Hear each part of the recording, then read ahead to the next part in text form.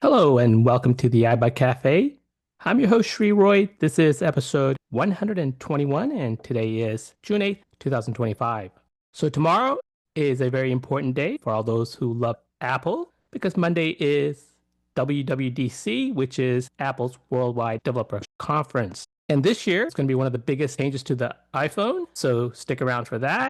And then the following Sunday, the iBUG Today family want to wish all the dads a happy Father's Day. So here at the cafe, we typically take an in-depth look at an iOS app, and today we will look at a very popular app called Seeing AI. But before we get started, I want to personally say thank you to each of you for attending this cafe in person, and for all those who will be listening to this cafe either on our website or podcast or in our YouTube channel. And if you find any of the videos helpful, please hit the like and subscribe so the next time our very own Julie uploads any of our videos, you'll get notified. So today, Brad is going to talk about one type of AI. Now it's time for me to introduce our very own Sandhya, who uses her own AI called Actual Intelligence, and she's going to tell us what is going on here at iBUG Today this week. All right. Thank you, Sree. Yes, welcome everybody. And we have a good week ahead of us. Tomorrow, Monday night, will be the All Times Are Central, and all events are on the very Zoom conference line that you are on right now. So tomorrow at 7, we will have the iBug Buzz. And as Sree mentioned, we will be talking about the WWDC. So whether you plan to watch it or listen or want to know what happened, we will be discussing that. So definitely come for that. And then we have the After Buzz, where it's more of a social time, and that's from 9 to 11. Then the next day, Tuesday, from 5 to 6, we have the Mini Buzz. All things relating to your iPhone and iPad and all that good stuff are fair game. It's just a shorter version of what we do on Monday night. Then Thursday is the Vila Book Club, and we're reading The Heaven and Earth Grocery Store, and the DD number is DD 115655, about 12 hours. So I think you should go ahead and get started reading if you haven't already. It's a great book. And then Friday is our iBug Night at the Virtual Movies, starting at 7 social time. And then the movie is at 8. And for the social time, we have Name That Tune and jokes and other silliness. And then after the movie, we'll have discussion and trivia. Then next weekend, not only is it Father's Day, it is also the deadline for submitting your entry to the iBug's Got Talent event. That will be on August 2nd. But in preparation for that, we would like for you to submit some sample of your talent, and we look forward to, sharing that with the group. So the rules are on our website, and doubtless you've received some emails about that as well. Then we have our website is ibugtoday.org, ibugtoday.org. We have about 25 events every month. So there's a lot to go through. So I only gave you a little small taste of what we do here at iBug. So definitely check that out. Definitely register and get on our mailing list so you never miss another event. And with that, I will hand it back to you, Sree. All right, thank you, Sandhya. And so, Sandhya, I do like to tell you that I prefer your AI versus the other AI. Thank you. Thank you. So everyone definitely check out our website. Lots of things going on, and definitely sign up if you're planning to be in the iBug Got Talent. So now it's time for everyone to introduce yourself, and I've got an icebreaker question for you. It's very simple. Have you used the Seeing AI app? And the answer I'm looking for is never. You've recently been using it, or it's been a long time since you used it. So never, recent, or long time. Just state your name, where you're calling from, and if this is your first time here at the cafe, please let me know. This is Calandra. Welcome. No, I have never used one. I've never known what one was. Yeah, I've been at the thank you. I've been at the cafe before, but it's been a while. Well, we're glad you're here. Thank you. All right, who's next? On the beach, and I have never used it, and I want to use it, but I need some instruction. I don't figure things out well. Thank you. Welcome. Terry from Arlington Heights. I have used it, but it's been a while. Okay. Welcome. Robert, College Station. I have used it recently. Welcome. Robert, Chandler, Arizona. I have used it recently. Welcome. Kenny from Missouri. I've used it in the past. I've used it recently. Okay, welcome. Joe Bill from Canada, and I've used it recently. Welcome. David from Arkansas, frequently. Welcome. Susan from Houston. I've used it recently. Okay, welcome. I am Luis from Indiana, and I haven't used it since the update. All right. Pat, Ohio, recent. Welcome, Pat. Joseph Noel. I use it frequently. Hey, welcome. Valencia from Maryland, and I've been using it for years. All right, welcome. Samantha, long time. All right, welcome. Anita from Los Angeles, and not for quite a while. Okay, welcome. This is Lynn from Pennsylvania. I'm new to iBUG Cafe, and I haven't used it for a long time. And Lynn, how did you hear about the cafe? Well, I get the emails, and Mary Alice told me about it. Welcome. Thank you for being Thank here. you. Thank you. Hi, I'm Linda from Sudbury, Massachusetts, and it's been a while since I've used it. And welcome. Dan from Southern California recently. Welcome, Dan. Dana Cincinnati recently. Welcome, Dana. Paul in Columbus recently. Welcome, Paul. Bridget Mansell recently. Welcome, Bridget. Louise, Georgia. I use it, but it's been a while. All right, welcome. It's Carla from the UK, or Kent in the UK, and I have used it recently. All right, welcome, Carla. Peter, Northern Virginia. It's been a long time. All right, welcome. Janice from Maryland. It's been a while. Hi, welcome, Janice. Helene from Woodstock, New York. Rarely. I used it once or twice. All right, welcome. Thank you. Greg in Texas, recent. Welcome. Jody from New Hampshire, recent. Welcome. Elizabeth from Newfoundland. I've never used it. Welcome. Frank Lonzo, first time. And how did you hear about us? Email. All right, well, welcome. Bernard from Washington, D.C. I use it sometimes. And Bernard, is this your first time here? I've joined a couple of the sessions before. All right, well, welcome. Thank you. Yeah, I'm from Philly. And what was the question? Whether you used Seeing A.I recently, long time ago, never. Every day. Welcome. Gloria from Houston. Been a while. And welcome, Gloria. This is Indy from Iowa, and it's been a long time. Welcome, Innie. Ted from Dallas, and I've used it recently.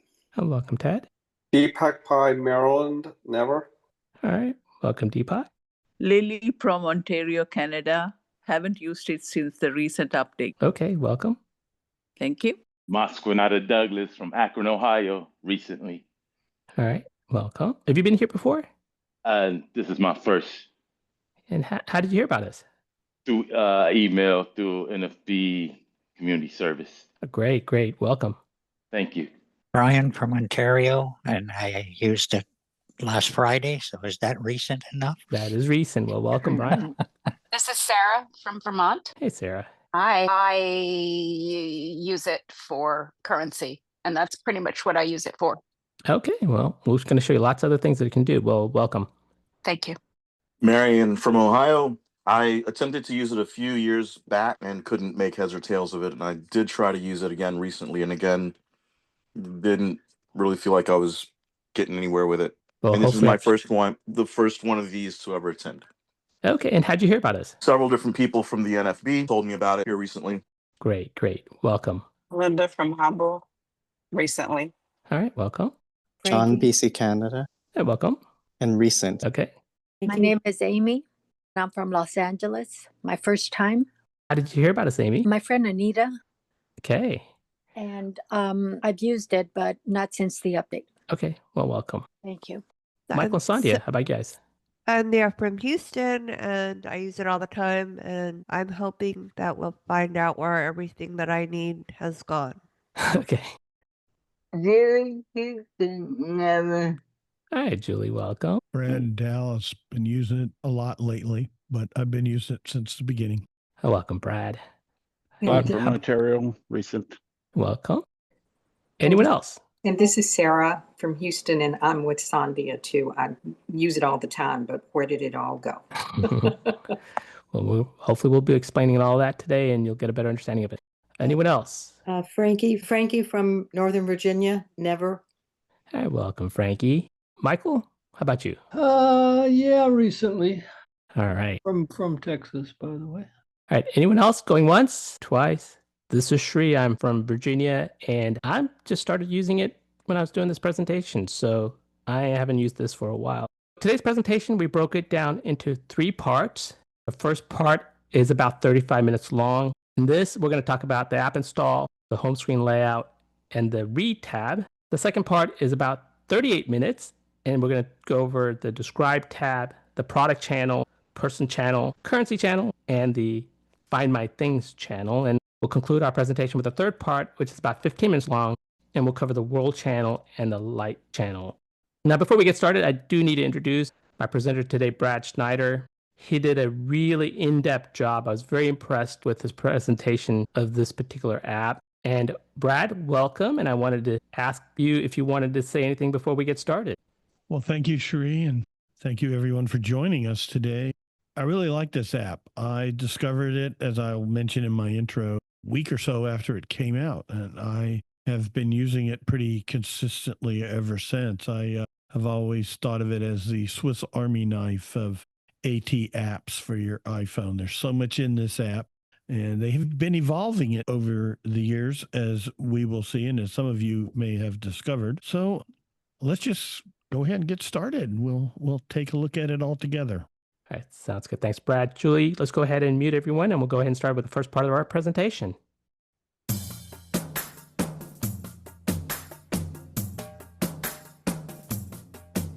Namaste. This is Sree, and welcome to the iBUG Cafe. And today we are all grateful because on July of 2017, 12 employees at Microsoft decided to build an app that was geared towards those who are visually impaired or blind. And today there are more than 150,000 users using the Seeing A.I app. If I had to take a wild guess, for those who are visually impaired or blind, one of the first apps that one would install on their device would be Seeing A.I. And for me, it was the second app that I installed on my iPhone. Seeing A.I is spelled SEEING space AI, and the app is free to download on your device. And if you installed this app some time ago and have not used it lately, you might be pleasantly surprised, or just maybe you might be scratching your head, and that's because things look a little different on the home screen. And if you did recently install the Seeing AI app and you're not sure how these channels work, well, our presenter today, Brad Schneider, is going to go in great detail explaining each of these channels.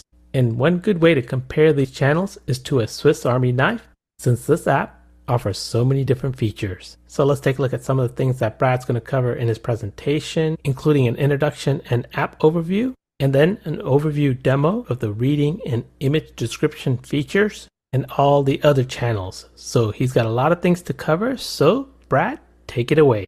Well, thank you, Sree, and hello, everyone. Yes, today we are going to take a look at the Seeing AI app.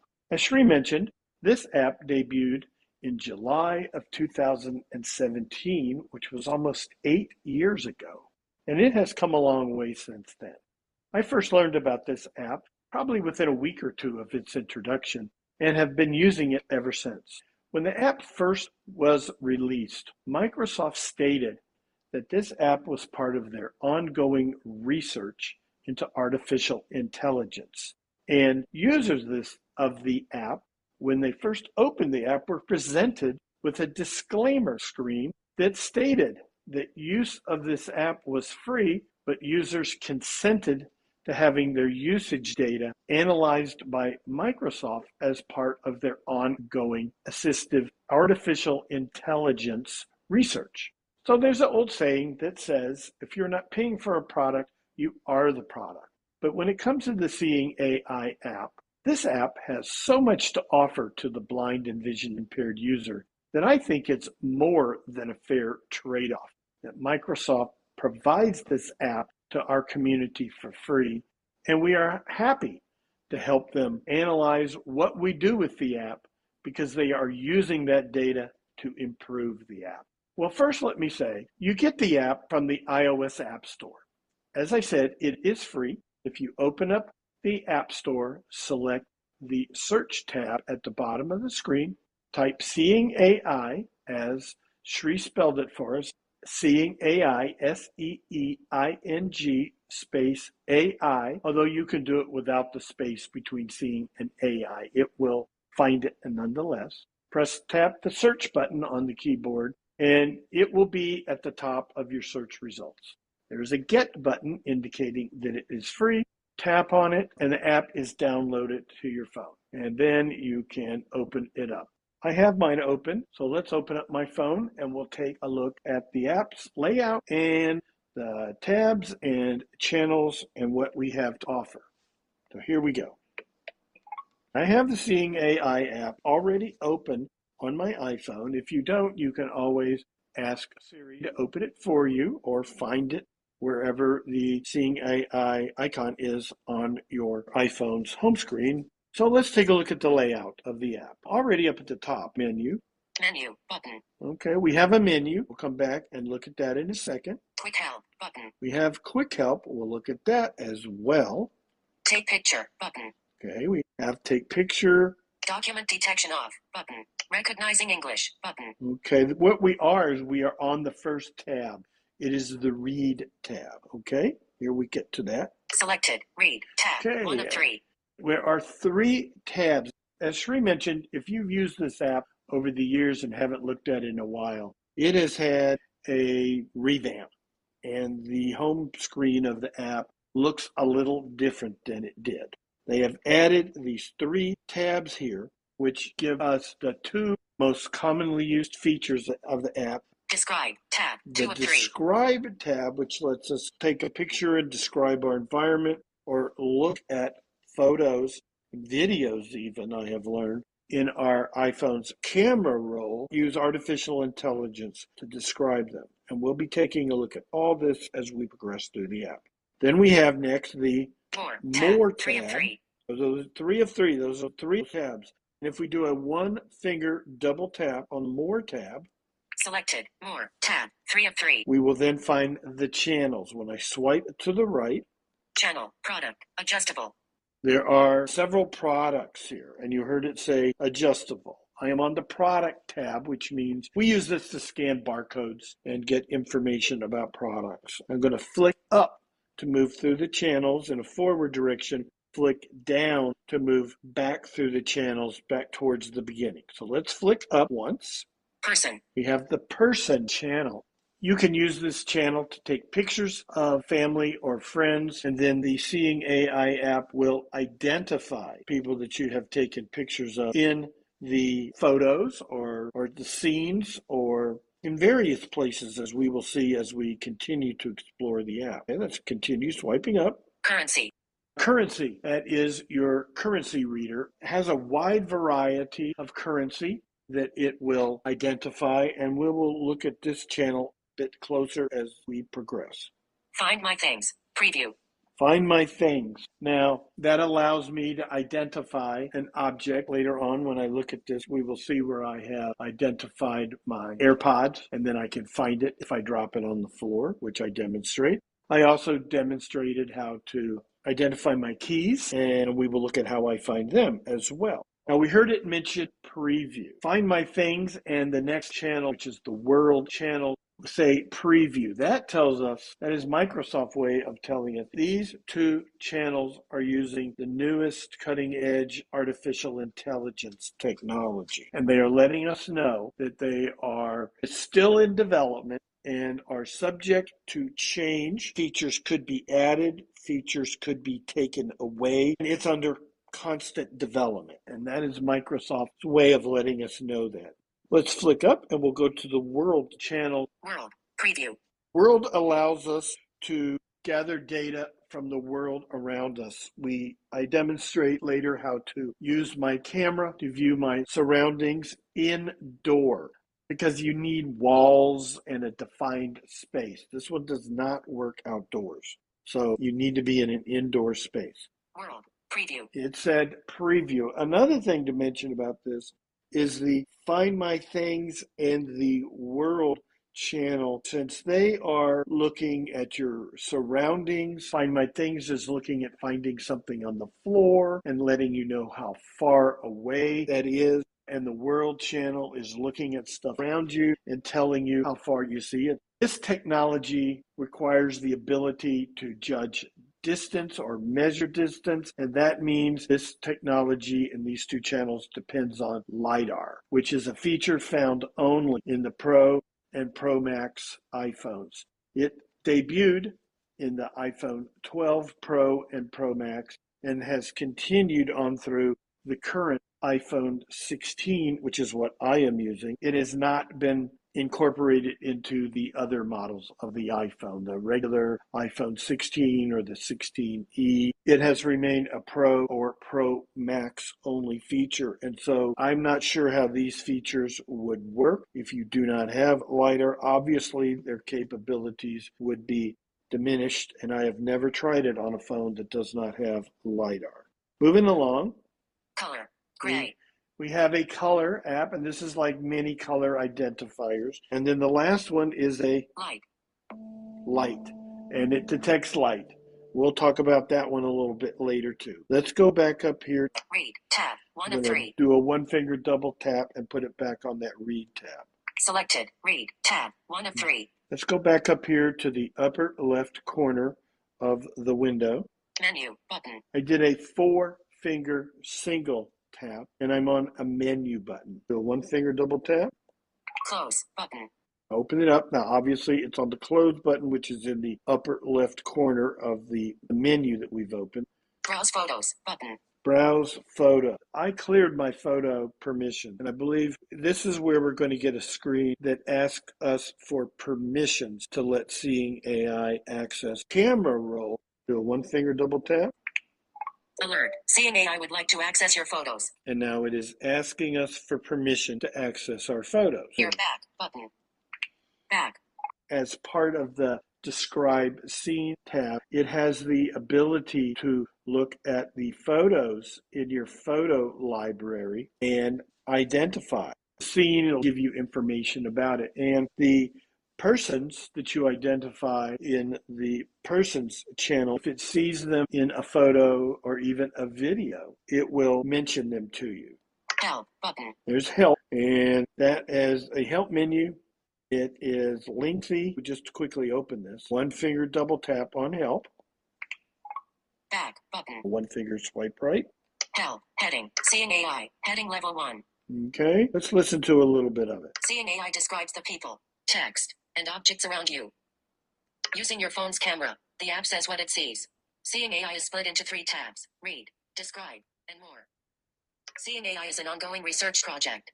To help us to improve it, please send your feedback. Go to the feedback. It opens up an email. Write or dictate your comments, your feedback, and send it directly to the Seeing AI development team. 1-finger swipe right. Read tab, heading level 2. This tab assists with reading text in the environment around you, as well as in printed documents. I'm going to stop here. I'm going to go back up here to the top left corner. Back button. I'm going to do a 1-finger double tap. Back. Menu button. A 1-finger double tap and open the menu again. And we're going to continue looking at what's on in that menu. Close button. Browse photos button. Okay, we saw that. Help button. Feedback button. Here's the feedback. I can double tap on this and it will open an email. Settings button. What's new button. Let's look at what's new. Like I said, this app has undergone some changes over the 8 years it's been out, and it just recently had a major overhaul. So let's listen to what's new and see what it has to say. Do a 1-finger double tap. Back button. Let's do a 1-finger swipe right. Recent improvements include heading level 1. Bullet list start. We have updated the Seeing AI interface to make it faster to access the features you use the most. 1 of 6. Bullet. The app is split into 3 tabs. 2 of 6. Bullet. Read provides tools for reading, combining the functionality of the previous short text, document, and handwriting channels. 3 of 6. Bullet. Describe provides rich descriptions of your surroundings or photos already on your phone. This combines the functionality of the previous scene and person channels. 4 of 6. Bullet. More provides access to all the other task-specific channels. 5 of 6. Bullet. Plus various bug fixes under the hood. And so let's go back up here. Back button. The back button. Back menu button. And of course it kicked us completely out, but our focus is on that menu button. So we're going to do a 1-finger double tap and open it again. Close button. Browse photos. Help button. Feedback button. Settings button. One finger double tap to open our settings. Back button. Settings heading.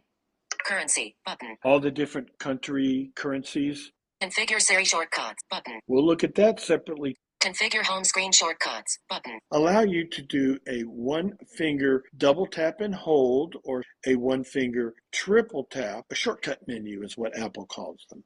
Reorder channels button. You can reorder the channels. Manage lighting. Switch button on. It's going to tell us what it does. One finger swipe to the right. Seeing A.I will automatically adjust the camera flash and torch based on lighting conditions. Is automatically used, and that is enabled by default. Speech heading. Okay, it has its own speech. We can have it read automatically, but particularly when it describes photos or videos. Select voice button. I have the voice as a standard voice. Speech rate 0%. Adjustable. I have it to 0%. And when you hear it read, you're going to go, wow, that's 0. That's as slow as it goes because it's pretty fast. Adjust speech for announcements. This setting will not affect voiceover users. Right. That means when you're using VoiceOver like we are now to go through the settings, that's separate. This is only when Seeing AI gives us a summary of what it sees in something. Browse photos heading. Show newest photos first. Switch button on. Let's see. Let's get out of Back here. button. Do a one finger double tap. What's new button. Above button. It just tells us our version. Now, as promised, let's look at the Siri shortcuts section. I have the settings open again. Configure Siri shortcuts. Let's do a one finger double tap. Seeing AI. Select the activities which you wish to use with Siri shortcuts. Heading. There's a list of them here. Let's take a look at what we've got. Selected. Read. Describe. Recognize product. Recognize person. Recognize currency. Find my things. Recognize world. Recognize color. Recognize light. Those are all the channels. Recognize new person. New person. We can go straight to recognize new person. We'll see there's a button that's in a couple of different places around the app where it takes you straight to that. Browse photos. Assign phrases to each activity to access it from Siri. You may choose custom phrases, such as what does this say, to recognize short text, or how much is this, to recognize currency. Okay. Or you can just use the default. Selected. Read. Let's look at read. I think I've already set up one for read. Let's see what I've got. Do a one finger double tap. Edit in shortcuts. Button. Hey Siri. Read this for me. Text field. Okay. I don't use Hey Iris. I will press and hold the side button, and all I have to do is say the phrase. But if you do use Iris, you can always just say, Hey Iris, execute this. Hey Siri. That's the way it goes. Edit in shortcuts. Button. Okay. Hey Siri.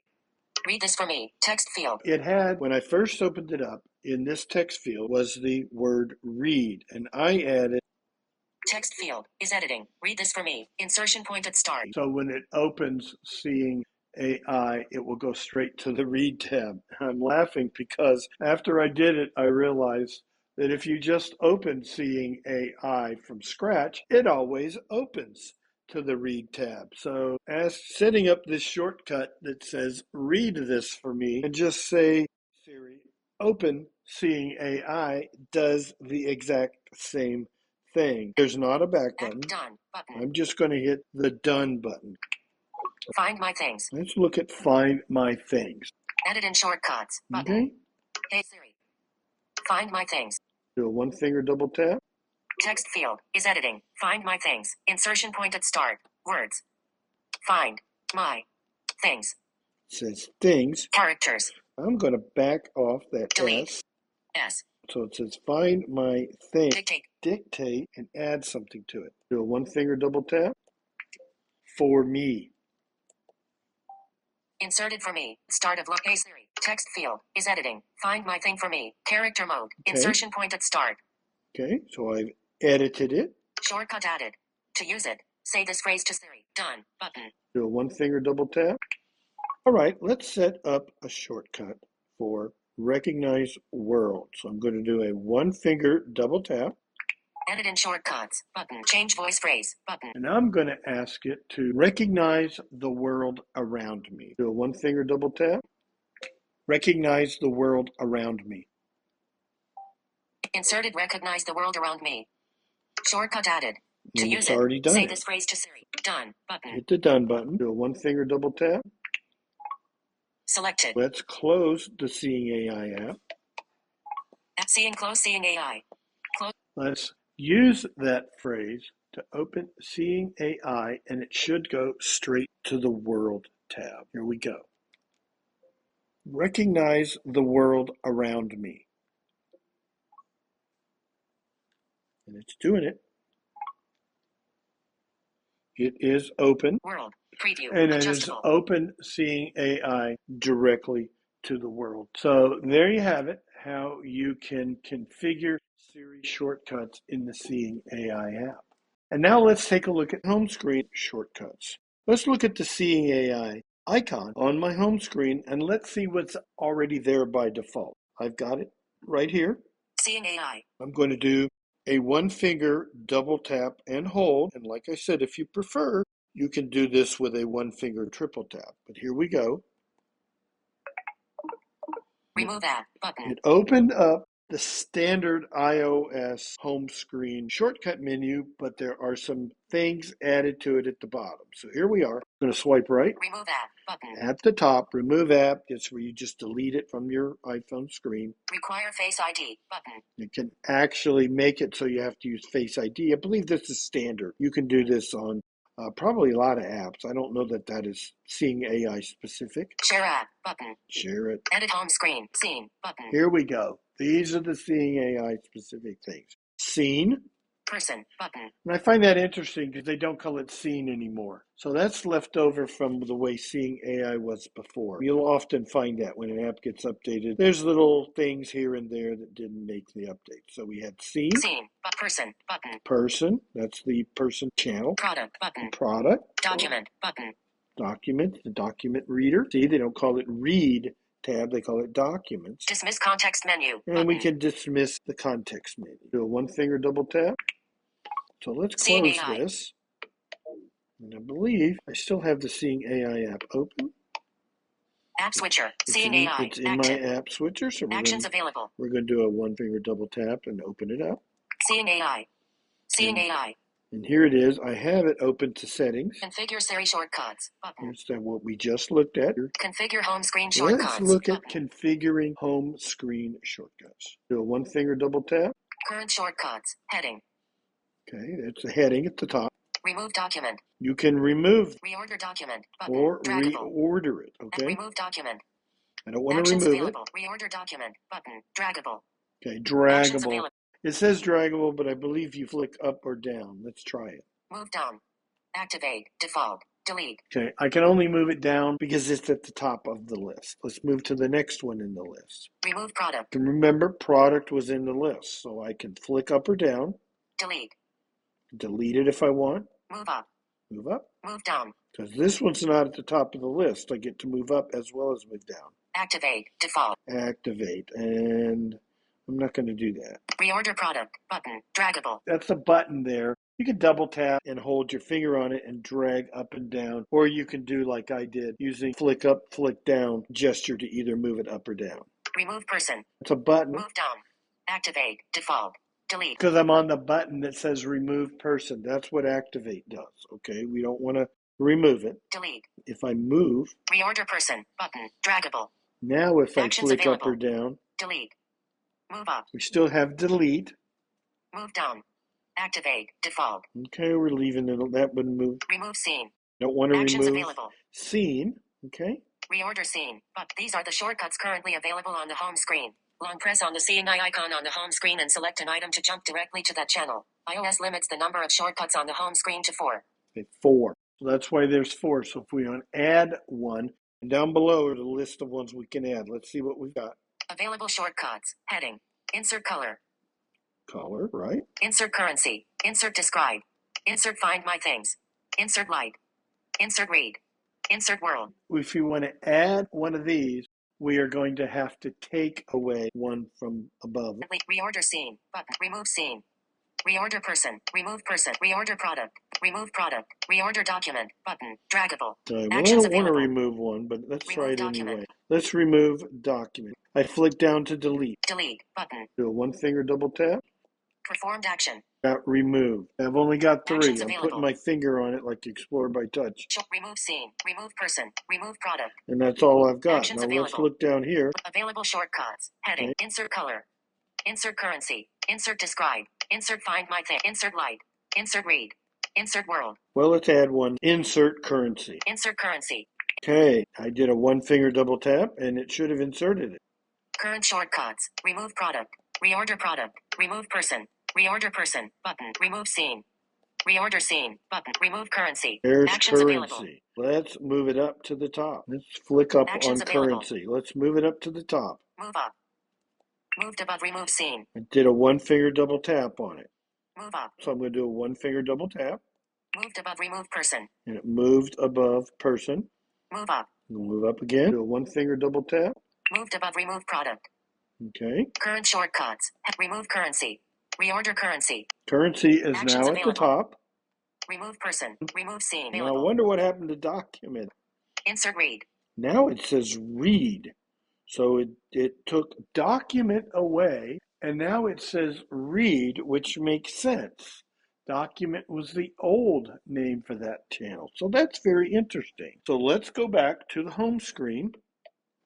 Seeing AI. Okay, now let's do the 1-finger double tap and hold and take a look at the shortcut menu again.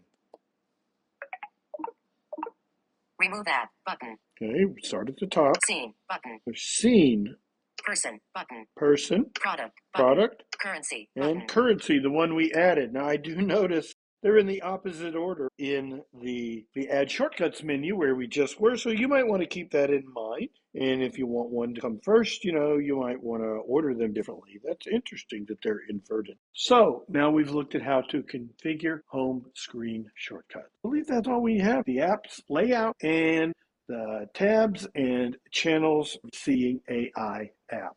Now let's take a look at the Read tab in the Seeing AI app.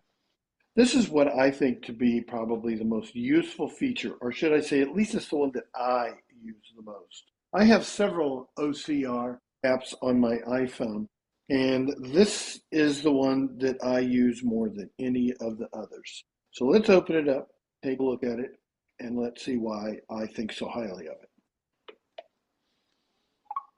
Seeing AI. Selected. Read. Tab. 1 of 3. Okay, here we are. We are in the Seeing AI app, and we hear that I am already focused on the Read tab.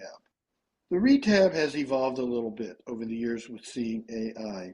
It used to be a channel, and there were actually 2 channels. There was what they called short text, and there was what they called documents. They have now combined those 2 channels into one feature, and they gave it one of these tabs that's right up front, which I think underscores how important a feature this is in the Seeing AI app, that it is up here in those 3 tabs that we looked at before, and it is in the number 1 position. So it is on right now, and you may hear it say something. If it sees something, Bullet 101. Lowest 010. It's reading something. I don't know what it's reading. I'm just pointing at some random direction in my kitchen. Anyway, let's take a look at the app. A 4-finger single tap and go to the top of the screen. Menu. Button. There it is. It's on that menu button in the upper left corner that we talked about in our overview of the app. Let's do a 1-finger swipe right. Quick help. Button. We have quick help. We'll come back to that. Take picture. Button. Okay, we can take a picture of whatever it is that's in front of the camera, and we will do that momentarily. Document detection off. Button. Okay, that's where you can automatically have it look at a document. Once it sees a document fully visible, it automatically takes the picture, and we'll look at that. Recognizing English. Button. Okay, there's a number of languages here. We're not going to go through them, but there's a whole bunch of languages in here that you can have it recognize. Right now, I have it set to recognize English. So, selected. Read. And tab. then there we are 3. on those tabs. So let's go back up here to the upper right. Quick help. Button. To the quick help button. I'm going to do a 1-finger double tap and open the quick help. Read. Heading. Let's let it read. Read. Heading. 1-finger swipe right. Done. Button. To the done button. Now 1-finger swipe left, and it will start reading the first paragraph. Here we go. This tab assists with reading text in the environment around you, as well as in printed documents. Hold the camera over some text to have it automatically read to you. As new text comes into view, it will also be read out loud. While reading out loud, Seeing AI may start again from the beginning if the camera captures a clearer image of the text. Tap the Take Picture button to capture an image of the text, and have Seeing AI recognize it with greater accuracy. After the text has been recognized, you can use voiceover commands to navigate it, or tap the play button to have the text read aloud with synchronized word highlighting. Use the Add button to scan more pages. In addition to having the text read from beginning to end, you can ask Seeing AI questions about the document. Tap Ask Seeing AI and type /dictate your question. Note that answers are AI generated, so mistakes are possible. To help us improve this, please send us your feedback. When capturing an image of a document, you may turn on document detection from the main screen. Hold the camera over a printed page to capture it. Seeing AI will guide you with camera placement until all edges of a document are visible and the photo is taken. Make the necessary adjustments until you hear hold steady. A good technique is to place the camera in the center of the page, and slowly move it away, making slight adjustments.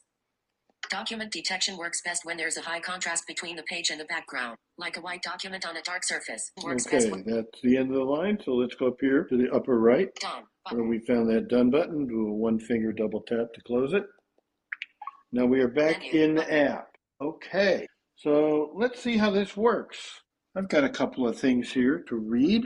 First thing I have a little card I found in my backpack. And let's take a look and see what it is. I'm going to let it do the short text where I'm going to hold it over the card and let's see what it says. True Tales or NYC. True Tales of NYC. Walking tour. Cricor Daglian vertical line contact at trudalesnik.com. Trudalesnik.com vertical line. 646. Vertical line New York. Vertical line New York. I know this is now.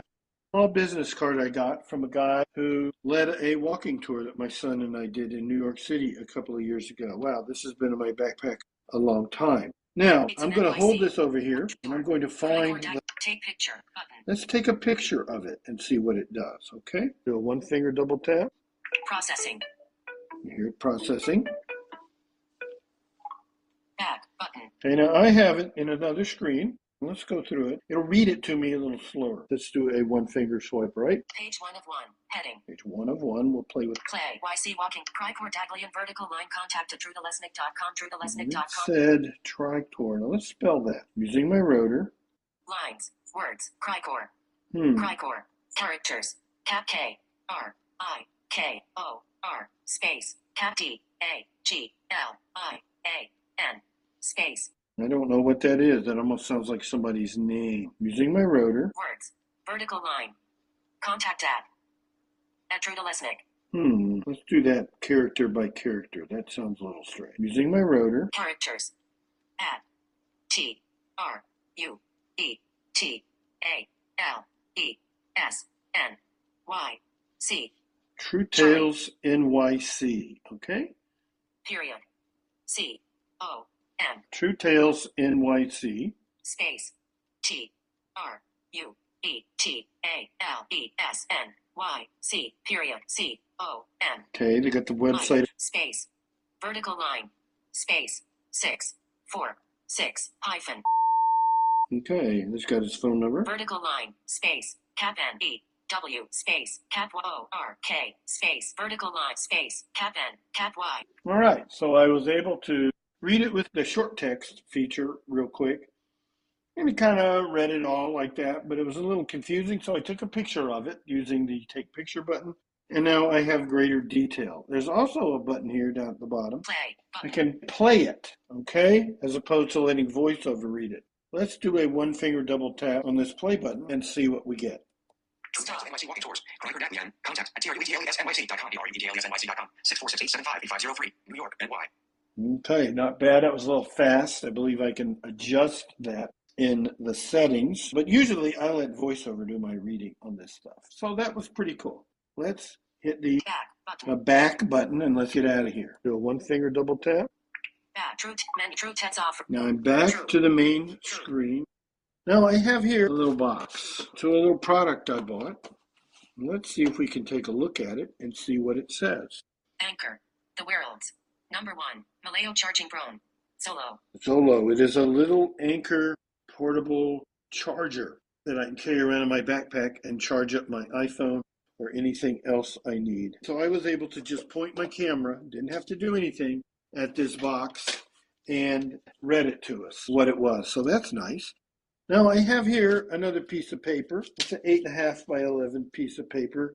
I bought a keyboard off Amazon, and this was in the box. Let's see what it is. It's probably an invoice or a packing slip or something like that. So let's hold it over here. Ship data 0 pack 05. Order number sign. Okay, let's try this.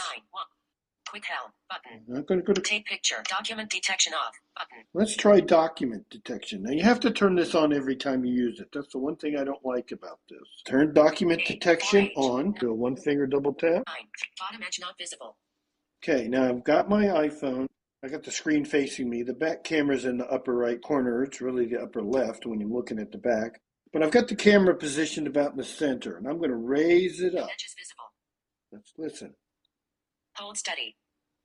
Cancel button. I am about 12 inches above the piece of paper. Let's see what it'll do for us. Back button. Let's do a one finger swipe right. Page 1 of 1. Add page. More button. Sold to Bradford Snyder. TX 75,214 US app. Okay, so here we go. It is a packing slip. I did a 2-finger swipe down and it started to read the thing for me. So that tells me what I need. I could let it read the whole thing, but that's enough. Back button. Do a one finger double tap. Back. Okay, I have backed it up. Now we stop it reading. Let's look at something different. I have a restaurant menu from a restaurant that I borrowed. It's a Mexican restaurant near where I live called Desperados. I tend to go there frequently, and the owner was nice enough to let me borrow a menu for this demonstration. It is the lunch menu. It is two-sided, and it is in a little plastic holder. It is about a bit wider than a regular piece of paper. I don't know if it's 11. It's maybe 9 or 10 inches wide and about 12, 14 inches tall. So let's see what we could do with it here. Holding the camera. Nachos. Okay, that's all very nice. It's just randomly reading, but let's do something a little bit more organized. More. Document take picture. We're going to tell it to. Quick help button. Take document detection off button. First, I'm going to hold it near the document. So I'm going to do a one finger double tap. Document detection on. Okay, document detection is on. Again, I've got the camera centered over, over the middle, and I'm going to raise it up, and let's listen to what we get. No edges visible. Edges visible. Hold steady. Processing. Okay, once it saw all 4 edges, corners, it knows it's got the whole thing. Back button. Okay, and it took a picture of it, and now we're in that viewer window again. I'm on the back button. Page 1 of 1. Heading. Okay, 1 of 1. We're going to do something with that in a second. Let's do a one finger swipe right. Add page button. More button. Monday through Friday. Lunch menu. Heading level 1. Aperitivus. Heading level 2. Desperados nachos beans and cheese. Okay, Fresh guacamole. So it's showing us. It is showing us appetizers. Aperitivus. You also heard. Lunch menu. Heading aperitivus. Lunch menu. Heading level 1. It has looked at some headings, titles in this thing, and it has on its own decided to make these headings like a web document, okay, a website. So I'm going to turn my rotor. Headings. Heading. Let's swipe down and see if we can navigate this thing by heading. Aperitivus. Heading level 2. Okay, there's our appetizers. Ensalada's. Heading level 2. Okay, salads. Sopas. Heading level 2. Okay. Desperados tacos y más. Heading level 2.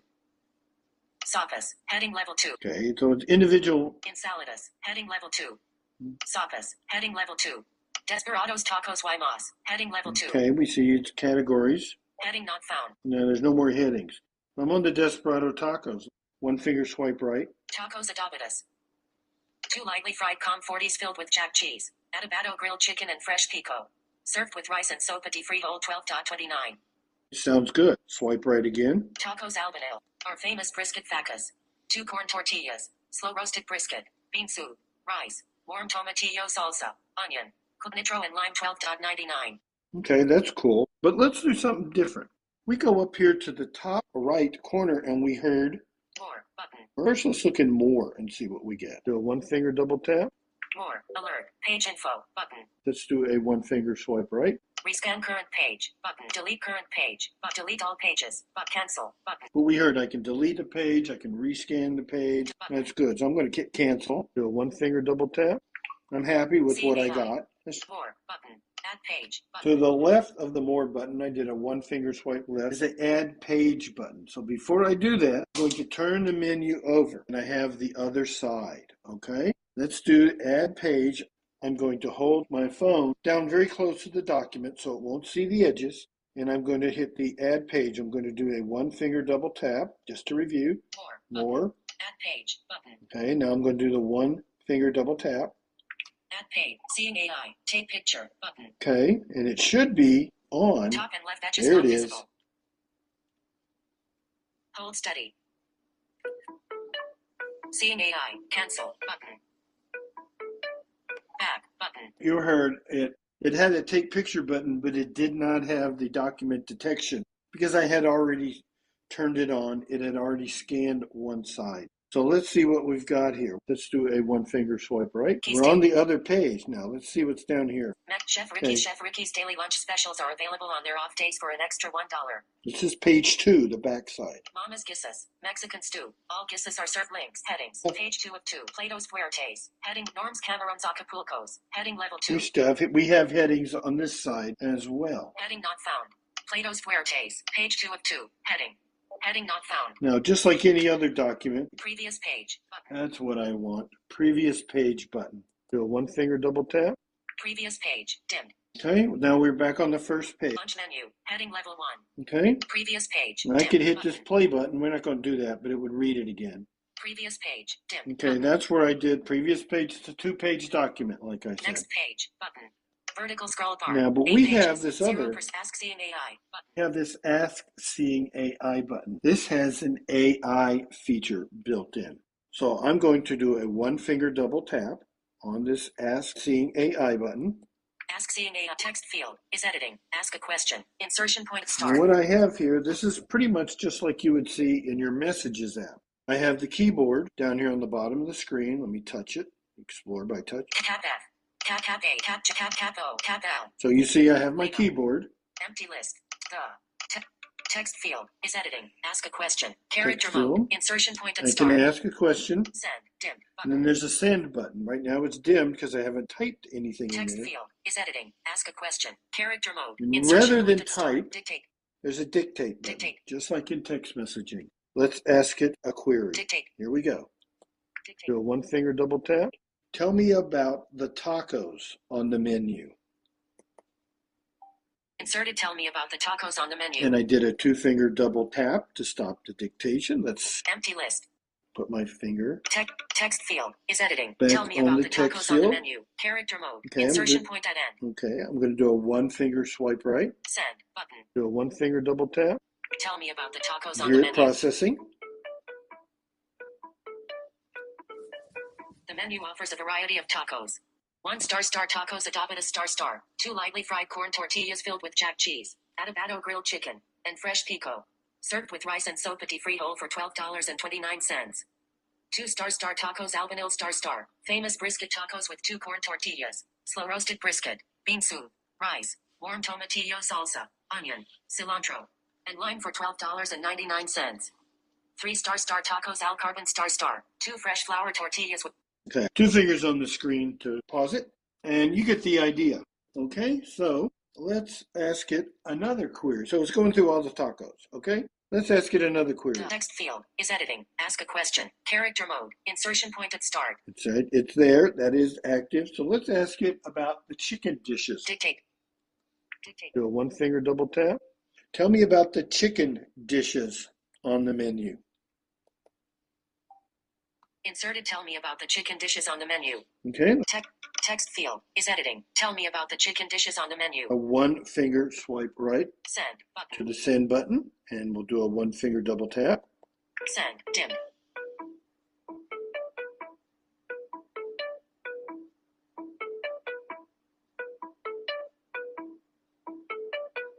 The menu offers several chicken dishes. 1 star Desperados Nachos star. You can add chicken to the nachos for an additional $2.50. 2 star stuffed jalapenos star. House made. Seasoned chicken and cheese stuffed jalapenos, battered and fried. Served with ranch dressing for $10.99. 3-star star ensalada de fajita star. Crispy tortilla shell filled with fresh greens. Tender chicken fajita meat. Pico. Okay, we get the idea. Let's go back up here. Back button. I'm going to get out of this asking Seeing AI mode. There's the back button in the upper left corner. Let's do a one-finger double tap. Back button.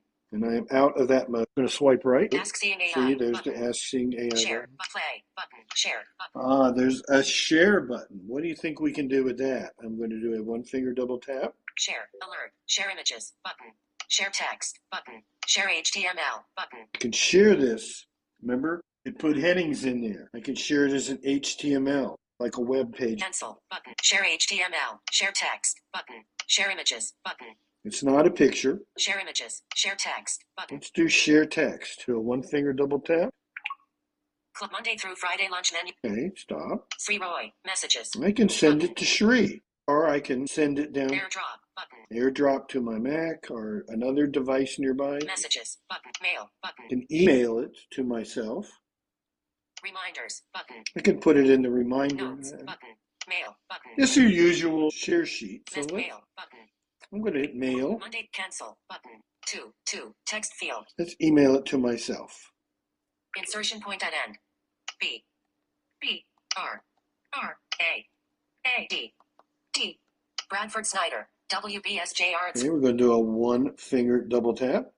WBSJR@swell.net 2 text field is editing. Bradford Snyder. All right, let's go up here to the upper right corner. Send button. And there's send. Do a one-finger double tap. Send alert. Empty subject. Oh, I didn't put a subject there. This message has no subject. Cancel button. Send button. Send it anyway. Do a one-finger double tap. And there I go.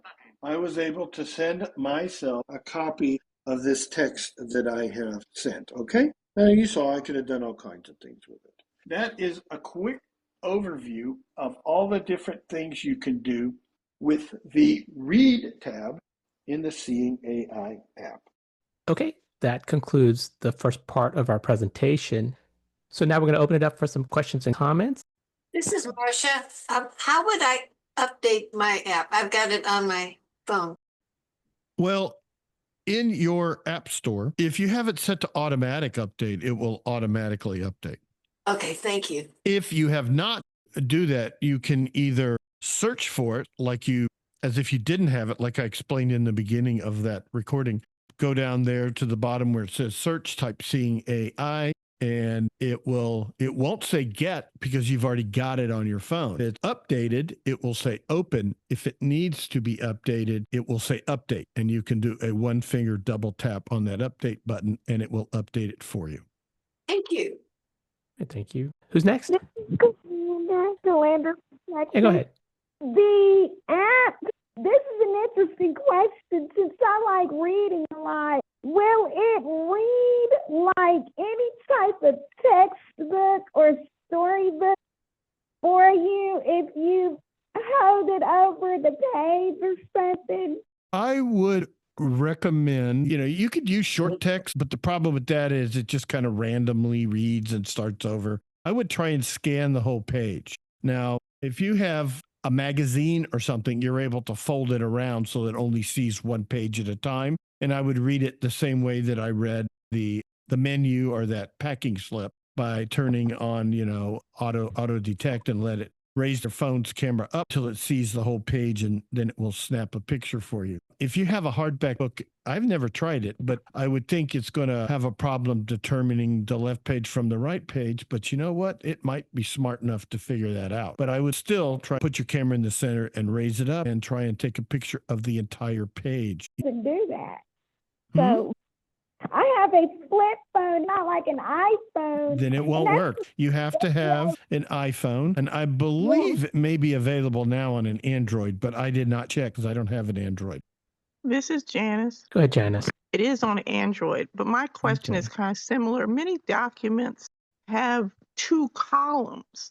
Does it know to, not to read across, because, it's a different column of language? That's a pretty good question. And my guess is nowadays it does. I have other apps that do, and I wish I had tried that out in my demo, but you'll have to give it a try. I'd be surprised if it doesn't automatically detect that what you've got there is 2 columns. Okay. Thank you, Brad. All right, thank you. Who's next? Annie. All right, I heard Pat, and then we'll go to Annie. Great job today. I wish you would have done this or I had to figure it out for myself, but you did a great job. Thank you. It's an awesome app. Yeah, it is. Thank you very much. Go ahead, Annie. Yeah, thank you very much, Brad. That was wonderful.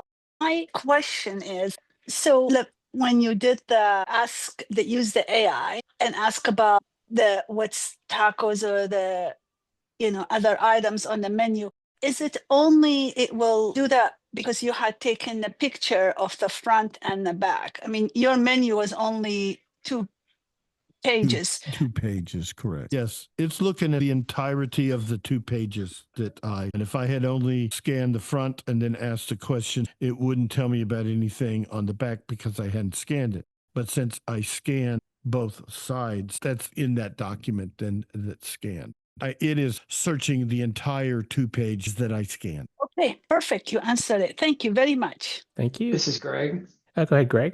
Yeah, when I'm scanning my mail, scanning the envelopes that have come in, I get a lot of feedback with Cyrillic letter this and Cyrillic letter that. Is there a way to cut that out? And I assume that's part of the postal code, or I'm not sure. It is seeing text it doesn't really recognize, and why it's saying Cyrillic letters, I do not know, because I've had the same kind of feedback from it. As a matter of fact, I've had it do that before. I don't think it was in the recording, but I had it do that on the packing slip and some other stuff. Then there's certainly no Eastern European font in there, so there's no Cyrillic letters. I think it's just seeing stuff it doesn't recognize. I frequently scan my mail to see what stuff is, and I just, take a picture of the front of the envelope, and before I do that, I hear a Cyrillic letter a lot of times. I think it's looking at some of those electronic stuff that's printed along the bottom of an envelope at an angle, and it just doesn't quite recognize it very well. Though when I scan it, take a picture of it and it processes it, I read it and I don't hear Cyrillic letters. So you might try, taking a picture of it. Thank you. Who's next? Emily. Go ahead, Emily. Yeah, I have a couple of things. One of them you mentioned in the recording about the document, the on and off. That only applies to iPhone, I find out. The Android has automatically on, I was told. Well, the older version, earlier versions of this app used to have that automatic. I could turn that on, and whenever I pointed it at a document, it would automatic every time. I'd open some mail, lay out an 8.5 by 11 piece of paper under my lamp, raise it up, take the picture. But this new version on the iOS seems that I have to hit that document detection button every time. If I do one, I read it, I hit the back button, clear it, and I put a new piece of paper under it, I have to hit the document detection button again. Now, it didn't do that when I did the multi-page. When I read both sides of the menu, when I went to side 2, it did not ask me that. And I have here a newsletter I got from an old-time radio group I belong to, and they send out a quarterly newsletter, and it is about 8 pages. And I did read it. I didn't do it in my recording because it's a bit lengthy, but I start with page 1. I scan it. I fold it around so that now I'm looking at page 2 all by itself. I add that. Then I continue the same thing through page 3, page 4, all the way through all 8 pages. And so I've got all 8, and it will do that. And I did not have to hit that every time because it knows I'm adding pages to it. So I'm wondering if the Android app does not incorporate some of the same changes that are in the current version of the iOS version of the app. All right. Yeah, I don't know. This is Joe. Yeah, go ahead, Joe.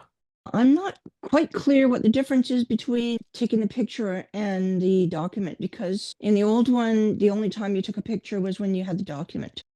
Well, in the old version, you had short text was a separate channel from the documents channel. What they have done is they have combined the short text and the documents into the read tab. So when you first go to the read tab, it is in short text mode, and you could hear it when I first pointed it at the packing slip or that little small business card that I looked at, it started reading it as soon as I put my camera over it. Yeah. And if you move, it starts reading it again. But by taking a picture, not even the document detection mode, like I did on that little card, I held the camera over it and it's still chattering away in short text mode. But as soon as I put my finger on the, I put my focus on the take picture button and then did a one finger double tap, it took a picture and it opens up the reader screen where I went through and read the little short contents that was on that little walking tour business card. Right. And was able to either read, if it was long, like the menu, I could read it, or the packing slip, I just did a 2-finger swipe down and started reading it. Or on the business card, because it had the URL was all scrunched together with those spaces. And I had it read by character, so I could tell what it was. But then again, if I had pushed the auto detect mode and raise it up when it saw the 4 edges, it would automatically take it. But they've just combined them all into one tab, one screen now, not 2 screens like it was with short text and documents before. All right, so the second part of the presentation, it's about 38 minutes, like I said. We're going to go over the Describe tab, the Product channel, the Person channel, Currency channel, and the Find My Things channel. Now let's take a look at the Describe tab in the Seeing AI app. Let's open up my phone. Seeing AI. Selected. Describe. Tab. And 2 of there 3. we are with the Describe tab selected. This allows us to take a picture of my environment and it will describe it to me. It also uses pictures that are in the camera roll in my Photos app. Let's go ahead and start out by going to the top of the screen. I'm going to do a 4-finger single tap towards the top of the phone. Focus to the top. Here we go. Menu. Button. Okay, there I am on the menu button. We've looked at that before. I'm going to swipe right. Quick help. Button. Quick help. We'll come back to that. Browse photos. Button. That's where I can open up my photo library and browse photos and pick a photo to be described. Take picture. Button. Take a picture of my environment. Face recognition. Button. Face recognition. We'll look at that closer when we get to the Person channel, and that allows me to add people to my Person's channel, but we look at that a little bit later on. Switch to front camera. Button. I can change. Right now it's using the back camera, but I can switch to the front camera and I guess take a picture of a selfie. Let's go up here to Quick Help. Quick help. Button. And let's open it up and see what it has to say about the Describe tab. So here we go, a 1-finger double tap to open Quick Help. Describe. Heading. Okay, we have Quick Help open and we are on Describe. Let's do a 1-finger swipe right and Done button. Okay, now we're going to let it read. This tab features the latest artificial intelligence for describing the environment, including photos you take or media saved on your device. You can also ask follow-up questions to get more details. This work is still experimental, so please use caution. Take a photo and hear a description of what was captured. Tap Ask Seeing AI to find out more about the photo, such as details of a particular object. You can also explore elements within a photo. After tapping Explore, objects will be announced as you move your finger over the screen. On the main screen, you will hear the position of detected faces, which can be helpful for centering a person in the camera's view when taking a photo.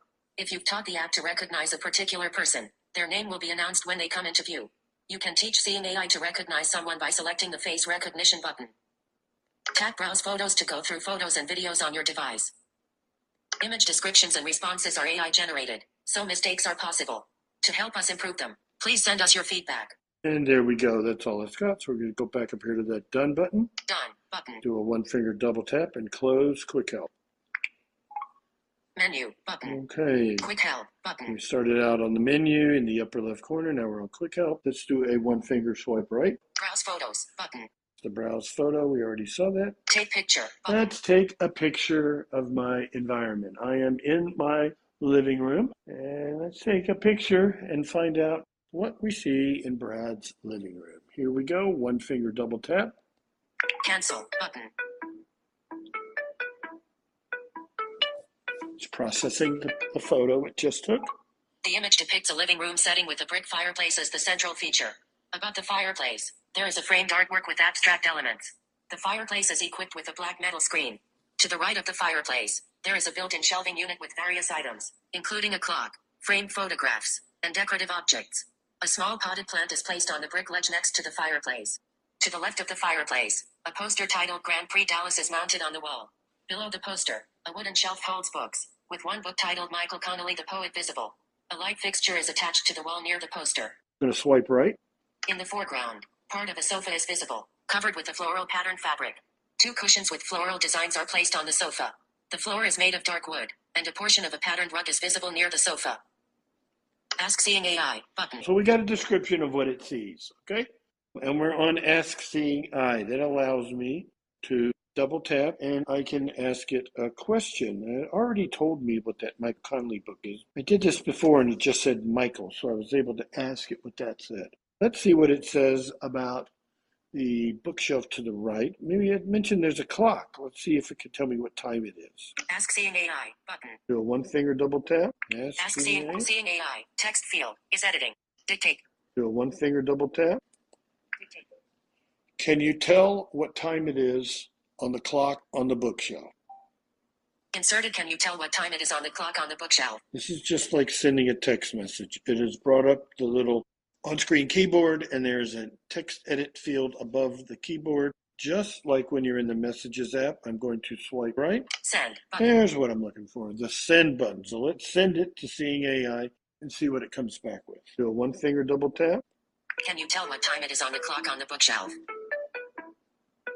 Processing. Sorry, I could not find that information in the picture. The clock on the bookshelf is not clearly visible, making it difficult to determine the time. A closer or higher resolution image might help in identifying the time on the clock. Okay, that's good. Let's see. Let's ask it another question. Text field is editing. Ask a question. Insertion point at start. Okay. Insertion point at end. Okay. Dictate. Making sure that it's out. Let's ask it. It says there's a piece of artwork above the fireplace on the wall. Let's see if it can describe it for us. Dictate. Do a 1-finger double tap. Can you describe in further detail the artwork that is mounted to the wall above the fireplace? Inserted. Can you describe in further detail the artwork that is mounted to the wall above the fireplace? Okay. Send button. On the send button, here we go. Do a 1-finger double tap. Can you describe in further detail the artwork that is mounted to the wall above the fireplace? Processing. The artwork mounted above the fireplace is abstract in nature. It features a composition of various shapes and textures, primarily in neutral tones. The piece appears to have layered elements, possibly resembling torn paper or mixed media, creating a sense of depth and dimension. The artwork is framed with a light-colored mat and a simple frame, complementing the brick wall behind it. The overall design is modern and adds an artistic touch to the room's decor. Okay. Text field is editing. Ask a question. Let's ask it for more information about the books on the bookshelf to the left of the fireplace. Dictate. Dictate. Can you tell me any further information about books on the bookshelf to the left of the fireplace? Inserted. Can you tell me any further information about books on the bookshelf to the left of the fireplace? Send button. Okay, here we go. 1-finger double tap. Can you tell me any further information about books on the bookshelf to the left of the... The bookshelf to the left of the fireplace has a visible book titled Michael Connolly the Poet. The other books on the shelf are not clearly visible, making it difficult to provide further information about them. A closer view or higher resolution image might help in identifying more details about... Okay, I was standing halfway across the room, so that's okay. Back I'm button. going to hit back and we're going to close this. Do a 1-finger double tap. Back button. The image depicts a living room setting with a brick Okay. fire. It opened up. That's what it opened when I asked it for Ask Seeing AI. So we closed it. We're back. There appears to be a picture here above it. Let's look at what else we can do here. I'm going to swipe right. Explore photo button. This is what we're looking for. Explore photo. This is going to process the photo. It will then have it in full screen on my iPhone. And I will be able to put my finger on the image and it will describe what my finger is on. So let's do a 1-finger double tap on this. Explore photo On the button. Explore Photo button and see what happens. We're going to hear it process and let's give it a whirl. Explore processing. 11 items detected. Move your finger over the screen to explore. Okay, that was quick. So here we go. A piece of paper. Piece of paper. I don't know where that is. A piece of paper. Shelf.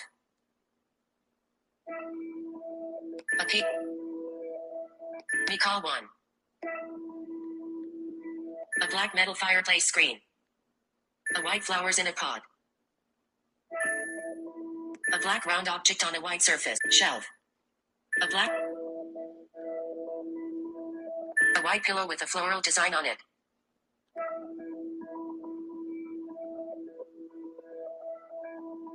A shelf. A black round object on a white shelf. A piece of paper. A picture of a clock. Oh, it says a picture of a clock, not a clock. Interesting. Me call 2. Me call 1. Me call 2. That's those books, Michael Connelly. Me call 2. Apparently there's more than one book. Me call 1 and Me call 2, because I know my wife has a bunch of stuff on that bookshelf. A white pillow with a floral design on it. Shelf. Okay, there's a big bookshelf to the right of the fireplace and a smaller bookshelf over here to the left. Me call 1.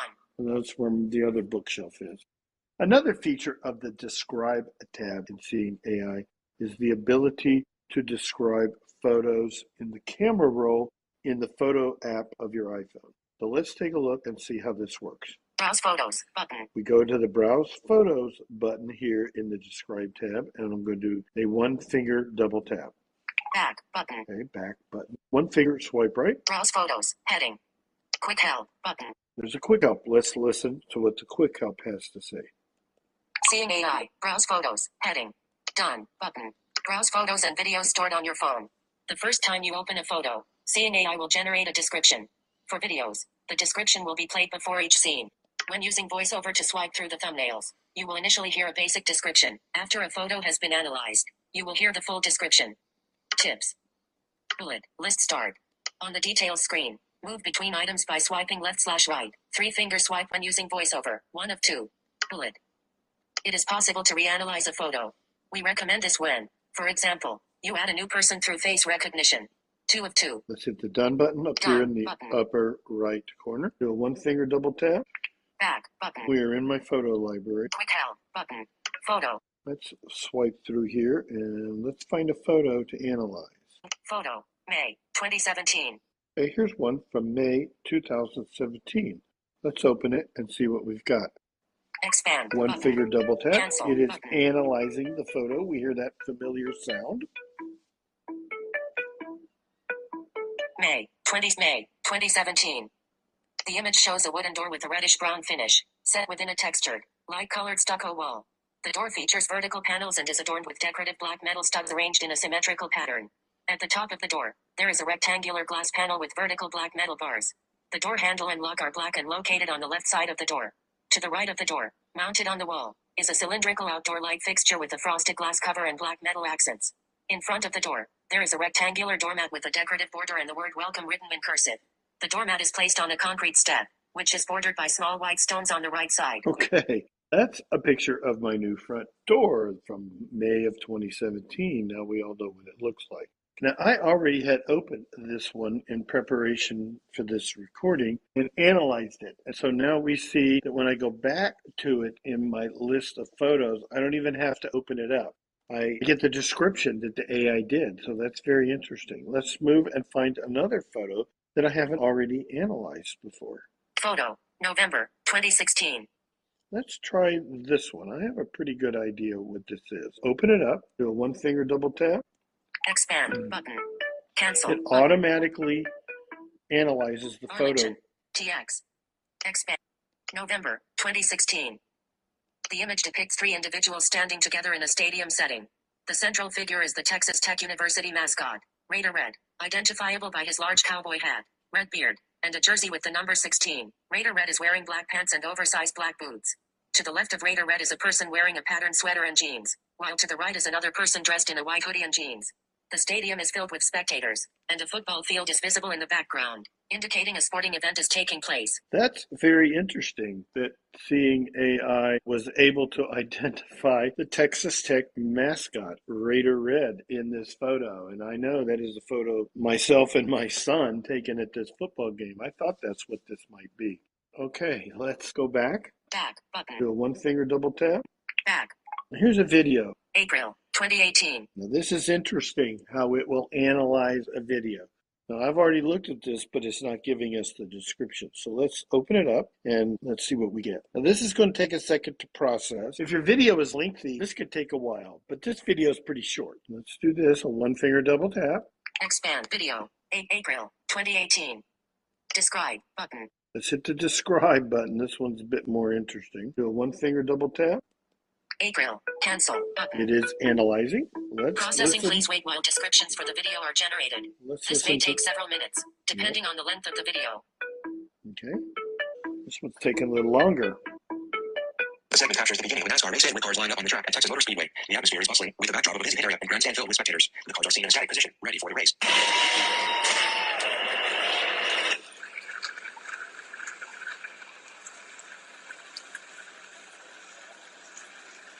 cars begin to move slowly along the track, proceeding in a formation lap. The excitement built among the spectators as the race is about to commence. The camera captures the movement of the cars as they smoothly glide along the track, preparing for the official start of the race.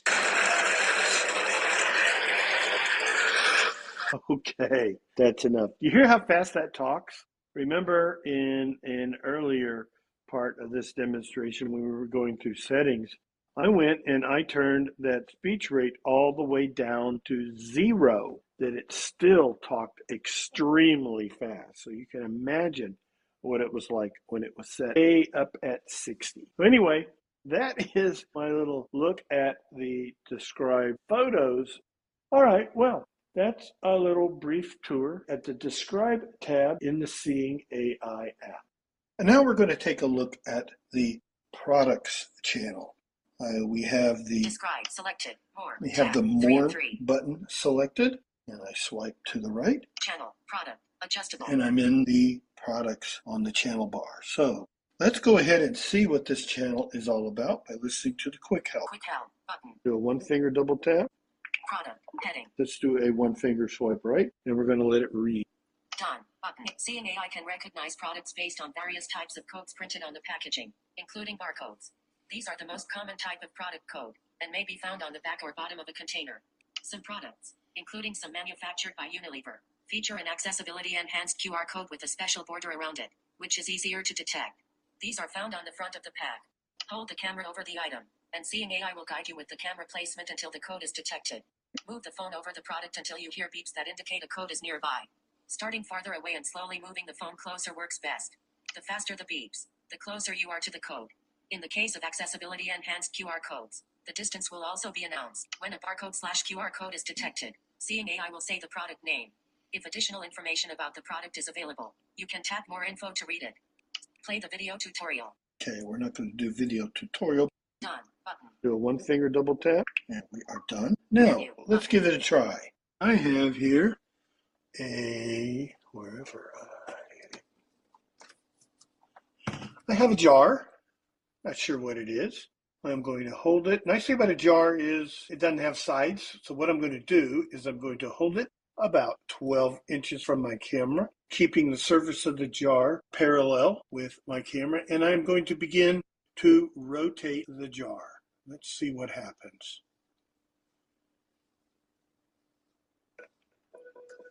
Processing. There Jif it creamy is. peanut butter button. Jif creamy peanut butter. Let's see what else we have here. Let's do a one finger swipe right. Share button. More info button. Let's do this. More info. One finger double tap. More info back button. Let's do a one finger swipe right, and we're going to let it read. More info feedback button. Jif creamy peanut butter. Heading level 1. Jif creamy peanut butter. 7 grams protein per serving. 190 calories per 2 tablespoons. Non-GMO star. Gluten-free. Directions: no refrigeration required. Ingredients: heading level 2, made from roasted peanuts and sugar. Contains 2% or less of molasses, fully hydrogenated vegetable oils, rapeseed and soybean, mono and diglycerides, salt. Nutritional information, heading level 2. Okay, that's enough. We see there's lots of information there. So nutritional information and all kinds of other stuff. So it told us what it was. It was Jif peanut butter. Let's swipe to go to the back button, and I'm going to do a one finger double tap. And I'm back on the screen. Now we're going to try something else. Now, the Jif peanut butter was nice because that was a jar, and all we had to do was rotate it. Now I have a box, and the thing about a box has 6 sides, okay? So we don't know which side. The barcode could be anywhere. It could be on one of the edges. It could be on the front. Most likely is on the back of the box. And I can feel by the way the flaps on the edges are that most likely I have the front facing me now. So I'm going to flip it over to the back and let's see if we could find a barcode. Processing. There Amy's we found enchilada it. cheese gluten-free button. Amy's enchiladas, gluten-free. Let's do a one finger swipe right. Share button. More info. More info, button. that's what we're looking for. One finger double tap. More info. Back button. Let's do a one finger swipe right, and we're going to let it read. More info. Feedback button. Amy's enchilada cheese gluten-free. Heading level 1. Amy's whole meals enchilada dinner. Cheese enchilada made with organic beans, corn and tomatoes. No GMOs. Bioengineered ingredients. Gluten-free. Family owned since 1988. Directions: keep frozen, microwave or regular oven. Directions: please do not overcook conventional oven. Preheat oven to 375 degrees. Remove overwrap and cover tray with foil. Place tray on a cookie sheet in center of oven. Bake for 20 minutes. Remove foil and stir beans. Bake for another 15-20 minutes. Okay, very good. It's got cooking instructions as well as nutritional information and all kinds of stuff on there. So that is the products channel. I don't happen to have a QR code. I'm not sure if it reads those. I will check it out, and if I find that it does, I'll get back to us on that. So that was the products channel. Now let's take a look at the person channel in the Seeing AI app. This channel allows you to take a picture of a person and then have it saved so that you can recognize them in a group of people or in photos using the Seeing AI app. I have my wife Kathy here who's going to help me out. Say hi, Kathy. Hi, Kathy. There we go. So let's open up the Seeing AI app. Seeing AI menu button. Let's do a one finger swipe right. Select channel, person, adjustable. I'm in the person channel. So the first thing I need to do, take a picture of Kathy and add it. Let's do a one finger swipe right, and we're going to let it read. Selected, describe, read, switch to front camera button, face recognition button. I'm going to go face recognition, one finger double tap. Now it's going to gives me a list. Recognizable people, heading. It starts out with recognizable people. Let's do a one finger swipe right, and we're going to let it read. Add button. And I have a list. There's the add button. These people can be recognized, heading. Sandhya button. And Sandhya is in my list. Sandhya. So what we're going to do is we're going to add Kathy. Actions available. So we're going to go back. Add button. Add button. One finger double tap. One face close. It wants me to take 3 pictures of person. So I'm going to take 3 pictures of Kathy. First one we're going to be lined up straight ahead. And then I'm going to do one off to the left and one off to the right. You see it's lining it up to the camera.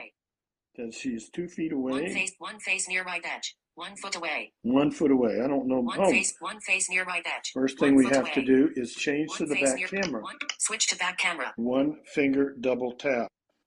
Now we switch to the back camera. I also was going to take a picture of myself. One face near top edge. Okay, Face near here we center. go. 6 feet away. Take picture button. One finger double tap. Take picture. Okay, now let's do a one finger swipe right. One face near top edge. Discard first photo button. Okay, we're going to keep this first Discard photo. First photo But button. see, it shows One us face, that we've one taken a face near photo. top edge. So 5 now feet we're going away. to step to my left, Kathy's slot, right. Take picture. One face near right edge. One finger double tap. 6. We have now taken 2. Two faces. One face near right. Discard first photo. Two faces. One face. Two face. One face. Discard second. Discard first. One Okay, face good. near. We got one 2 face, pictures. One face near center. And we're going to do our third picture. 2/3 foot. One face near. Take picture button. One finger double tap. Back. But text field is Okay, edited. now we've Enter taken the person's third name. picture. Insertion point at start. You know, it immediately wants us to give her a name. So we're going to type Cap K. Cap K. A. T. H. Y.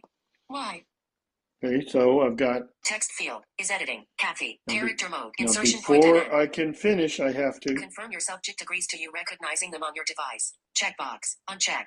I have to check this box.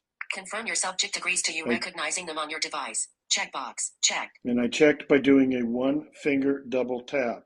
Now I go back down here to the keyboard, and where the return would be, there is a done button. One finger double tap. And now we have added, let's see now. Sandhya button. Let's do a one finger swipe right. Kathy. And button. Kathy is now on the Actions list available. along with Sandhya's picture. So now we're going to go up here to the corner, upper right corner. Back button. And I'm going to back and I'm going to get out of this list of people. One finger double tap. Back. Cap menu near center. 4 feet away. And now it's recognizing her. Kathy near right edge. 5 feet, Kathy near center. And it 6 identifies left, Kathy. near center. 5 So feet, now 1, I can Kathy, use 0. the person channel, and I can recognize Kathy in a group of people or in a photograph. And that, you have it, is the person's channel. Now we're going to take a look at the currency channel. I see. Channel, currency, adjustable. I have it selected. Let's look here. We have a button. Let's do a one finger swipe right, and we're going to let it read. Read, tab, 1 of 3, recognizing US dollars, button. And here it's a recognizing US dollars, and it says a button. This allows us to choose the kind of currency we're going to identify. Let's quickly take a look at this list. One finger double tap. See. Select the currency you wish to recognize on the currency channel, heading. Let's do a one finger swipe right, and we're going to let it read. Australian dollars, Brazilian reals, British pounds, Canadian dollars, euros, Indian rupees, Indonesian rupiah, Japanese yen, Malaysian ringgit, Mexican pesos, New Zealand dollars, Nigerian naira, Pakistani rupees, Philippine pesos, Singapore dollars, Turkish lira. Selected, US dollars. And here we are back at US dollars. One finger double tap to close this list. Menu, button. Okay, now we're going to identify some money. I have 3 bills randomly pulled out of my wallet. I have no idea if we're looking at the front or the back of one of these bills. So let's put it on my desk to the light. $5. $5. Okay, let's try another one. $1. $1. And the last one. $20. And so we have a 1, a 5, and a 20. There you go. That is the currency reader. Now let's take a look at the Find My Thing channel in the Seeing AI app. Let's open up my iPhone. Seeing AI, channel, Find My Things, preview, adjustable. Okay, here we are. Seeing AI app is open. My focus is on the Find My Thing channel, and we heard it say preview. Here's a word about that. Preview is how Microsoft and Seeing AI labels a new channel. This channel is new. I have not seen it in previous versions of Seeing AI, and preview lets us know that this is a new channel that's still under development. I think by that they're not making any promises about it yet because it's new and they're maybe still working out some bugs. It also lets you know that it may be subject to updates. So just to be alert about that. So Find My Thing, preview. It's a new feature in Seeing AI. Let me go up here to the top of the screen. I'm going to do a 4-finger single tap towards the top of the screen. Menu, button. And I bump there on that upper left corner of the screen, the menu button. We've seen that before. I'm going to swipe right. Quick help, button. There's quick help. Let's see what else we find. Teach new object, button. Okay, teach new object. We'll look at that in a minute. My objects, button. There's a list of objects. You have taught it, a list of things that it can find. Read, tab, and then now we're 1 of back 3, down My there on the objects, tab. button. So let's go back up here to quick help. Quick help, button. And let's see what quick help has to say about Find My Thing. Do a 1-finger double tap. Find My Things. Open heading. it up. Done, button. There's our done button. Let's do a 1-finger swipe right, and we're going to let it read. Find My Things enables you to locate the personal objects that matter to you most. This may be useful if you dropped your wallet on the floor, your earbud rolled off the table, or if someone moved your bag. To help Seeing AI recognize your personal things, such as your bag, rather than bags in general, you must first teach Seeing AI what your object looks like. You do this by taking 4 short videos. Seeing AI will guide you with audio cues. To make sure that the app works well, you should take the videos on different backgrounds, and make sure that there are no other things around. Note that the feature will not work well to distinguish very similar objects, such as different colored pens. Once taught, you can later find your thing by selecting it from the list. Slowly pan the camera around to show Seeing AI your surroundings. Once your object is detected, hear beeps which become faster the closer you get. Please remember that the app is not aware of furniture in the room, so please use your usual navigation skills. This feature operates entirely on your device, and none of the videos you record will leave your phone. Try finding a virtual keyring in our tutorial. Okay, we're not going to do the tutorial, but we are going to look at what I've already got here. So we're going to go back up here to the top to the Done button. Done button. We'll do a 1-finger double tap and close this quick help page. Menu button. Now we're back in Seeing AI app. It put focus in that upper corner like it so often does in the More button in the top corner. let's go here to find something. I have an AirPod. I taught it how to find one of my AirPods. Like it's an AirPod 3. I have it on the floor. So let's see about finding it. Quick help button. Teach new object button. Nope, we've already taught it. My objects button. There we go. My object. This is where the list of objects. I'm going to do a one-finger double tap and open up the list. Close button. Okay, close. Find my things heading. Okay. Add button. Add. We'll come back and add an item here in a little bit. Quick help button. We've already heard quick help. AirPod 3 left button. AirPod 3. You notice I labeled it left. Actually, the one that's on the floor is the right one. If anybody's ever had any AirPods, you know, the left, the right, they're mirror images of each other. After I labeled it, I realized that it probably doesn't matter if it's left or right. You'll see how we take pictures of it in a little bit. But it won't matter. And for that matter, an AirPod 3 and an AirPod 4 are identical looking, except when I touch them, I can tell that the shaft's a little bit thicker on the AirPod 4, but that's certainly not going to show up in a picture of it. So even though it says AirPod 3 left, I should be able to find either AirPod 3 or an AirPod 4 if I were to drop that on the floor. So it is focused on AirPod 3 left. Let's do a one-finger double tap, and we're going to open it up and see what happens. AirPod alert. Find button. I got a little dialogue that's open. That's find. Rename button. I can rename it. Cancel. Or I can cancel and close this box and cancel this action. Find. We're going to go find. So I'm going to do a one-finger double tap. Close. But looking for AirPod 3 left. Okay, looking for AirPod. Ahead. 4 feet away. It sees it. Ahead. 3 feet away. Ahead and to the right. 3 feet away. Ahead and to the right. 2 feet away. Ahead and to the right. 3 feet away. Well, there it is. Ahead and to the right. 2 feet away. I got it in my hand. 4 feet away. So we heard the beeps. Let me cancel this Ahead now. and to the looking for AirPod close button. Do a one-finger double tap. Close it. AirPod 3. So we heard it. Button. Find it, and then we heard those fast beeps, and it guided me close enough to it. I still had to put my hand on the floor and feel back and forth in order to find it. Okay, let's set that thing aside. Now let's teach it a new item. I have some keys here, and you can probably hear my keys. So I'm going to set them here on my desk in the light of my desk lamp. And let's see. AirPod quick help. Add button. Here's what we want. We want the add button. So I'm going to do a one-finger double tap on the add button. Back, but text field is editing. Enter object name. Okay. Insertion point at start. I'm going to give it a name. I'm going to call it keys. There's your regular on-screen keyboard down here. I'm going to go to the dictate button, and I'm going to do a one-finger double tap, and I'm going to name this item keys. So here we go. Dictate. Keys. Inserted keys. Okay, there we go. So now I'm going back to the keyboard. There is a done button. One finger double tap on the done button. Teach Seeing AI to back button. Okay. Teach new object heading. Teach Seeing AI to recognize a personal object. Okay. Seeing AI will need to see your personal object in 4 different settings. Mark the object's location by touching it with your phone. Then start recording a video by slowly moving your phone away from the object. Okay, that means I'm going to put my phone about an inch or inch and a half above the phone. I think it says 2 inches here in a second.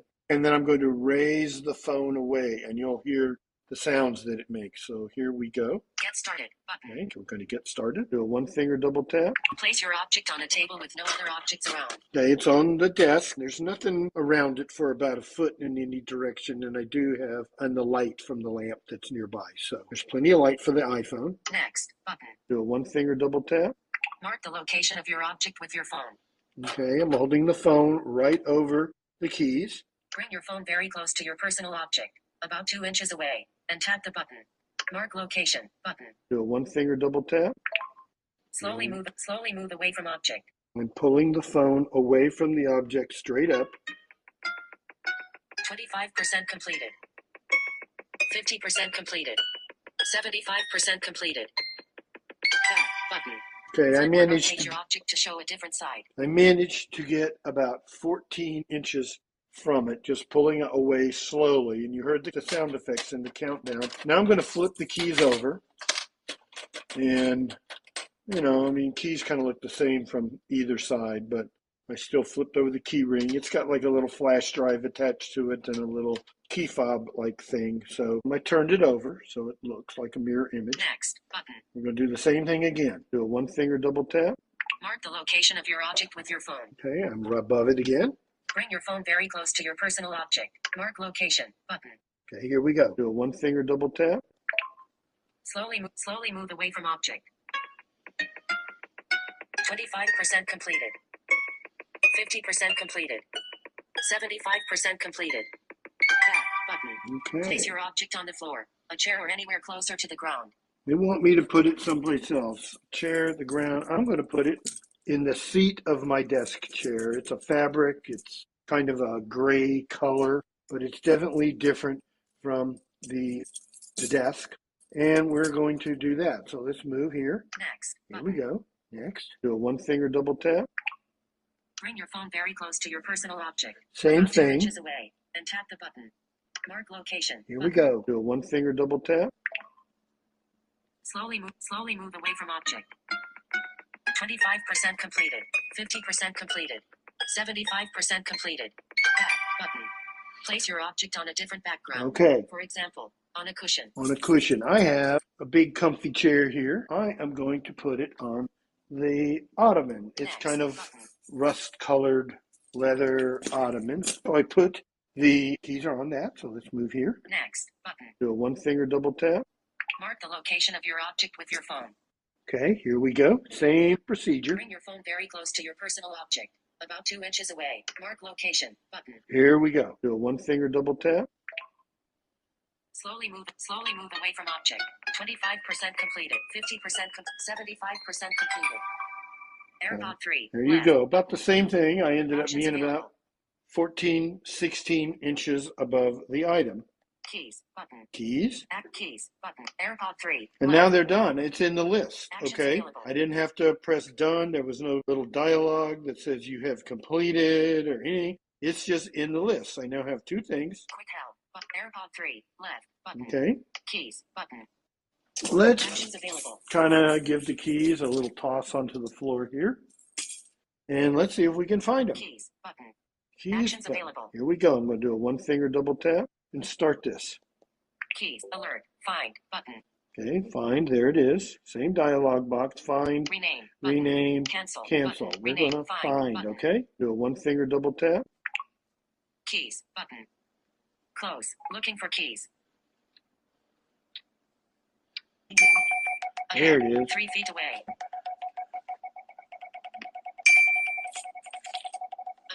2 alert. Success. There it is. Now that time, I let the phone. Hang on. Let me stop this. Success.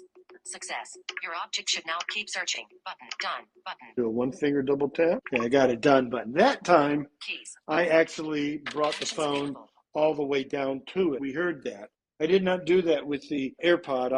It was pointing at it, and I was putting my hand on the floor, and I found it, and I grabbed it. I should have taken the iPhone all the way to it, because then it made that sound effect it makes when it finds the item, and then it brought up a dialogue that said, done or keep searching. So, there we have it, the Find My Thing app. All right, that concludes our second part of our presentation. Once again, we're going to open it up for some questions. This is Dog. All right, go ahead, Dawn. So I kind of have a question. I apologize if it wasn't, I apologize if it pertains more to the last segment than this one. But so I have been looking at AI for describing videos. The thing is, I'm looking at, I would ideally like it to describe YouTube videos. Can you get a link for a YouTube video?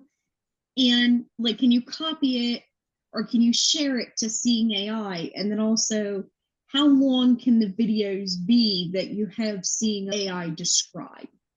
This is true. I'm going to answer a small part and I'll give it to Brad. I did use 15-minute video and it took forever to process it. So I don't think at least I didn't see the limit on a video that I did. And I'll let Brad answer the other questions.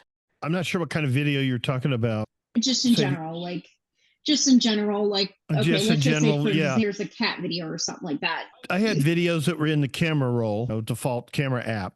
I know you can share something to Seeing AI. Perhaps if I shared it to my camera roll and then it's in my camera roll. I did not try sharing. No, I've shared documents, or I've had a document and or an image, a picture that was in a text message. I didn't do a demo of that during here, but I would think the thing to do, be it a picture or a video, is save it to your iPhone, share it to your iPhone, and then it's in your camera roll photos and videos where, like I did, and then you should be able to analyze it with Seeing AI. But keeping in mind what Sree said, we heard it took maybe 30 seconds, 40 seconds to analyze a little very short 15, 20-second video. Sree said he did a 5-minute video and it took a long time.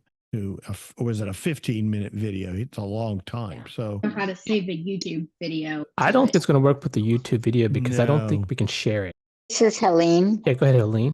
If you can't find your iPhone and you had taken pictures of it and you went through the house everywhere, even though the phone didn't have a charge, would this work in finding your phone?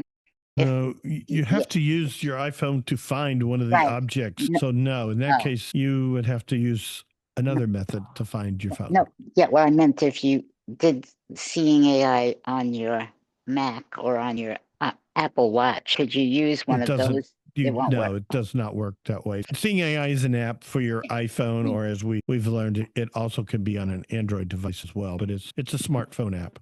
Great job. Thank you. Thank All right, you. who's next? It's Joe. Go ahead, Joe. And I noticed that when you were using your Seeing AI to find your keys and your earpod, anyway, when you're using it to find your stuff, I noticed that it made a dinging noise when you started and when you finished. So what? I thought, why is it dinging the first time? It began the process. When I pushed a button, it found the item on the floor.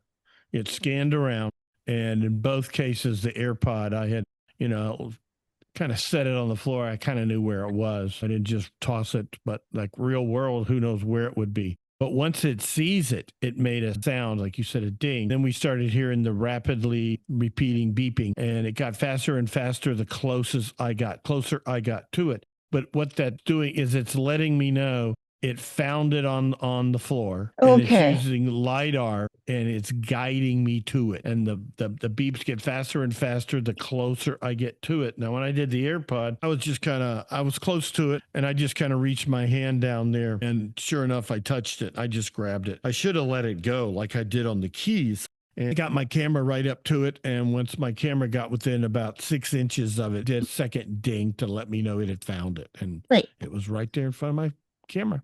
Yeah. Thank you. I think if you're going to consider, what kind of phone to get, I think we're giving you a good example of the benefit of having a device with the LiDAR. Go ahead. Who is that? Ted. Ted? Yeah, it kind of touched about what you just said, Sree. Earlier, Brad mentioned the optimal phone versions. I'm anticipating purchasing a new phone. Should I get a 15 Pro or 16 Pro? Just going to say, if you can come to our Monday call, that's a great time to ask about the type of phones to get. Okay, cool. Thanks. Okay. Yeah. I was gonna say that was really neat about how you can identify stuff around the fireplace with it. That is so cool. And I never thought you could identify books on the other side of it. But that is so cool. And that's sort of the AI phone camera take photos of people and in graphic detail. Because what if you want to keep a photo album or a video or some sort? Will it be able to snap a picture of a person? I believe so. Are you saying, would I be able to take a picture of a photo in my photo album? I don't see why it wouldn't. Yeah, to put in one. Of course, you'd have to develop the pictures, but I'm talking about if you want to keep them in your phone. If I have a picture of someone, like, for example, of my wife, and in my camera roll that I took with my phone, if it sees her or anyone else, like Sandhya, she's in a photo, it would identify Kathy or Sandhya in a photo in my camera roll. cool. All right. Carla. Let's go, Carla. Hi there. Just a quick couple of things. What is the longest distance you've ever lost something and been able to find with the object finder in Seeing AI? To be honest, I can't answer that because that is a new feature and I've just started using it. Okay. I took a picture of my AirPod because I tell you, I from time to time will do something that causes it to fall out of my ear or fall out of my hand, and I hear it hit the floor, and I've gotten down there before and felt around, and I usually find it. So I'm looking forward to the next time I drop my AirPod to see if I can use Seeing AI on my phone to find it. But I would think, depending upon the size of the item, I would have to be I would think within 6 to 10 feet to find an AirPod. If I had done a picture of my backpack, it might find that from across the room. Sure. But it depends on how big the object. My keys, they're not that big. I'd be interested to see how that is. I may put them on the floor and sometime and try that and get about across the room and see if it finds them. Mm-hmm. They're not that small, but they're not that big either. So that's a very good question. Sounds like, Brad, you got a Monday night homework to do. Yeah, I got an assignment for tomorrow. Excellent. Between now and tomorrow's call. Yeah.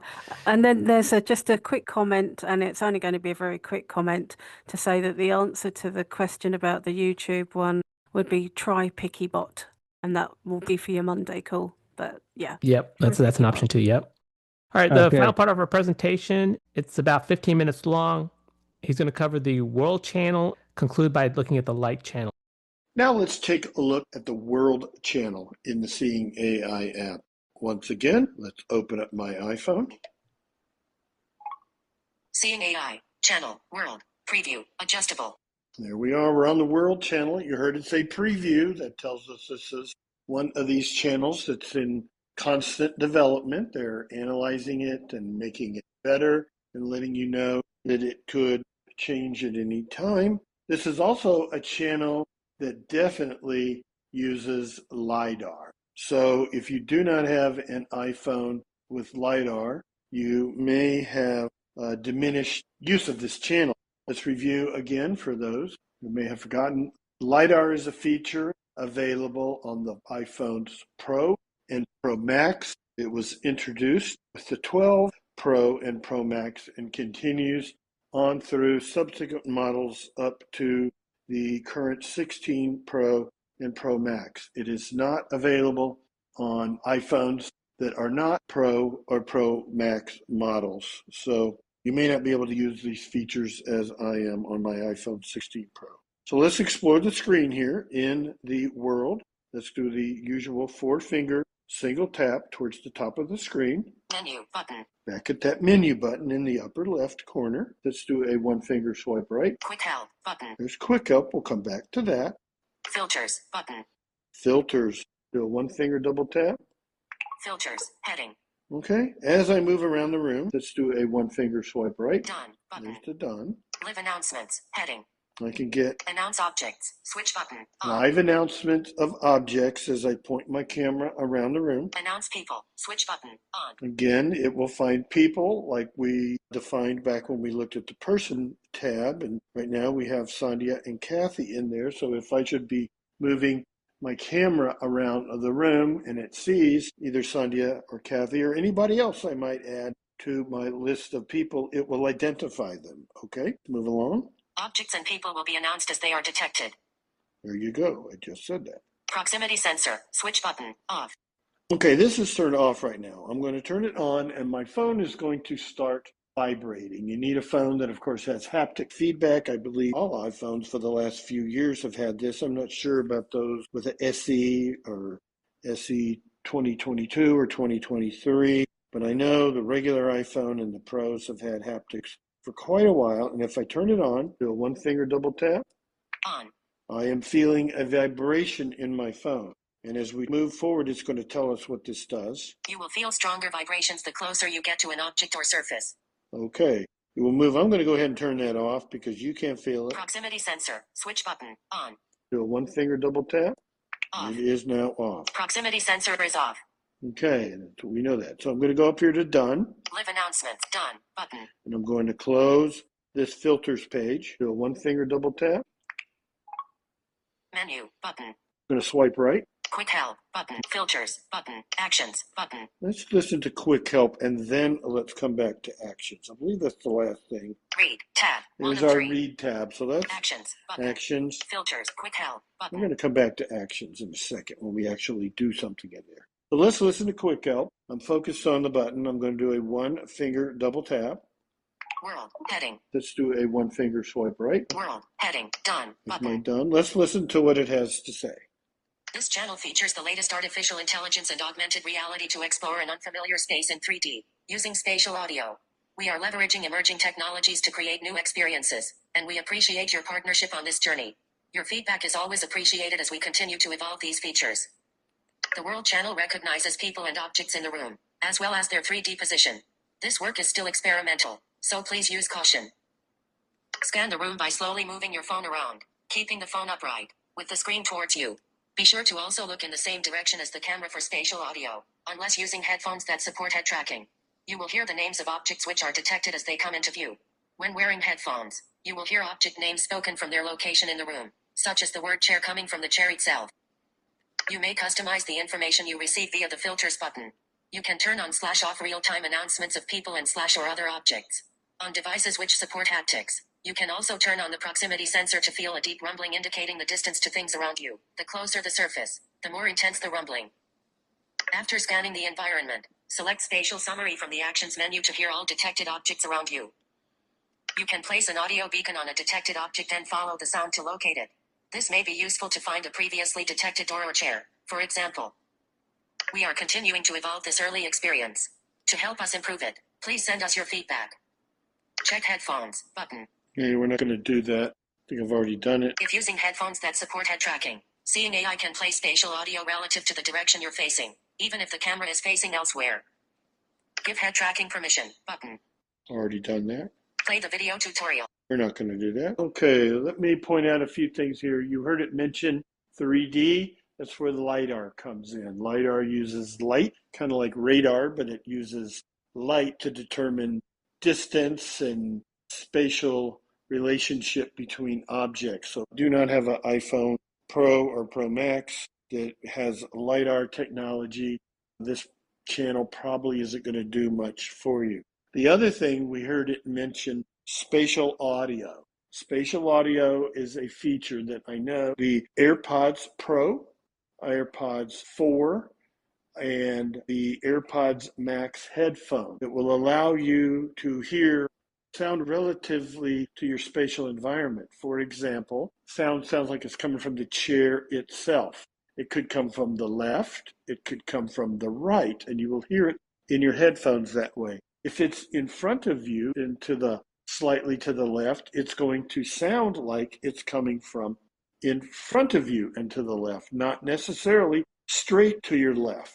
So that is spatial audio. And as you turn your head relative to where the phone detected these environments, these objects, I should say, you are going to hear them coming from the direction that they are in relative to your environment. So that's a lot there, and it makes more sense when we give it a try. Now, I don't have headphones connected to my iPhone right now, because if I did, you wouldn't be able to hear my voiceover or any of this demo. But if I were wearing headphones, I would experience that spatial audio feedback. Do that in a demo. So here we're going to close. Done. Do a one finger double tap. We're going to look around and do the best we can. Now, the first thing I'm going to do, I'm on and I'm live. I'm holding my iPhone up and I am turning around, and I'm not getting as much feedback as I used to get. This channel has been around a while. It's gone through. Window. Plant. There it is.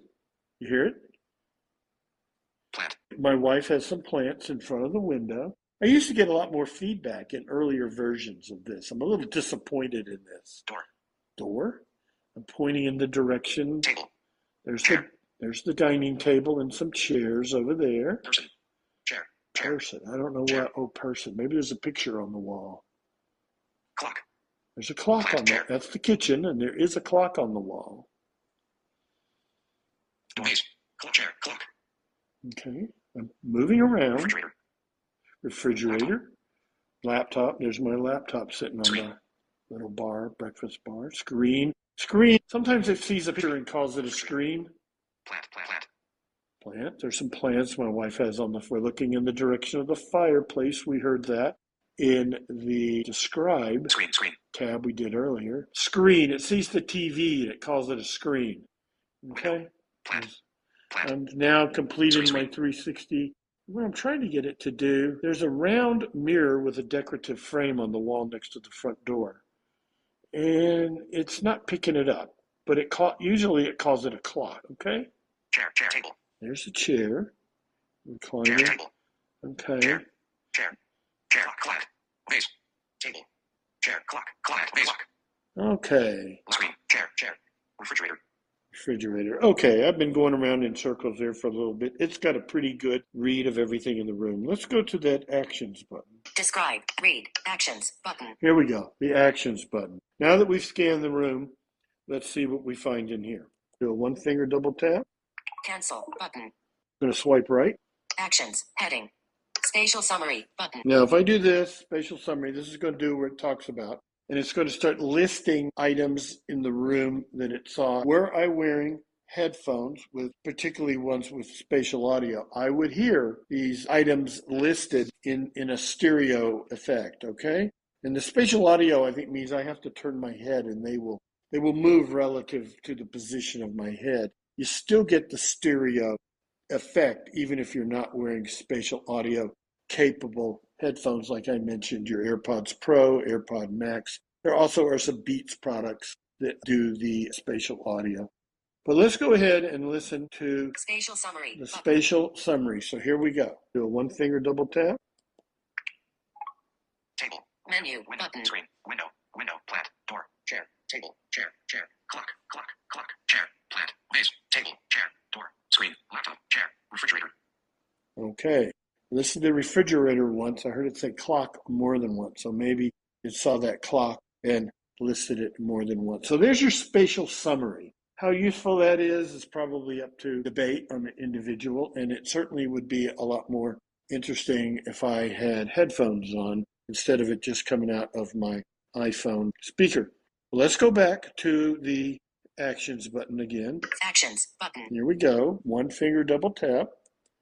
Cancel button. I'm going to swipe right. Actions, head, spatial summary, button. We've already done spatial summary. Place beacon, button. Place beacon. Recognizable people, button. The recognizable people, that opens up that list of people that we looked at when we did the persons channel. And we saw that Sandhya was in there and we added Kathy to it. So if we look at it right now, we would be able to open this up and let's do it. And I'm going to do a one finger double tap. Back, button. I'm going to swipe right. Recognize, add, button. Can add someone. We saw this before. These people can be recognized. Heading, Sandhya, button. Kathy, button. Kathy, and that's it. Button. So we've already seen this. Actions but it's available. just another way of adding back, button. Without having to go back. into the person's Seeing AI, channel. menu, button. Okay, let's go back to the actions button here. Do a one finger double tap. Cancel, button. I'm going to swipe right. Spatial summary, button. Place beacon, button. There's beacon. Okay, we did a spatial summary. Let's do beacon. I'm going to do a one finger double tap. Cancel, button. It's got a list of everything it's scanned in the room, okay? Before, when we did the summary, it just listed them all out, in order that it had scanned them and we could hear them. But now it's listing them and it's telling me where they are relative to where I am now or when I scanned them. I'm not sure. So here I go. Let's do a one finger swipe right. Door, 15 feet, left. There's a door. That's probably the garage door. Base, 8 feet, back left. A vase, okay? Clock, 14 feet, back left. Okay, that's that clock that's on the wall in the kitchen we heard earlier. Table, 14 feet, left. 14 feet left. That sounds like the breakfast bar, actually. It's not really a table, but it looks like window, 11 feet, front right. Front right, that's one of the kitchen windows. The living room 12 windows. feet, front, with book, 12 feet, front. There's the bookshelf, okay? Bottle, 12 feet, front right. Water bottle probably sitting over there. Plant, 8 feet, right. There's those plants my wife has in front of the window. Book, 13 feet, plant, 6 chair, 19 feet, back. It's back behind us where the dining room table is. Chair, 13 feet. Let's back. see, we want to find, 8 that feet, door? bottle, book, window, table, clock, base, door, 13 feet left. There's the door. That should be the door to the garage. Let's drop a beacon on it and see if it'll take it to us. Do a one finger double tap. Door selected. Menu button. Okay, now there's the sound effects. Kind of like I told you about. It directs me by the sound would be in my headphones, but I don't have headphones on. Okay, so we're just going to have to wing it. But if I had headphones on, if the sound comes out of the right speaker, that means I need to turn to the right. I want to hear the sound in both headphones if I had headphones on. So if I'm hearing it out of the left, that means I need to turn to the left. If I hear it out of the right, I need to turn to the right so that I have it on. I could have that haptic thing on and I'd be getting vibrations, but I don't have it on. Let's see. I think we're following. And there it is. I am about a foot from the door. And it told me I had arrived. Okay, so that's how we use the beacon to find objects or direct us to objects in the room. Now let's look at the light detection channel. This is like a lot of other light detectors you might have used, an app or a standalone unit. You point it at a source of light, you hear a high-pitched tone. The brighter the light, the higher the tone.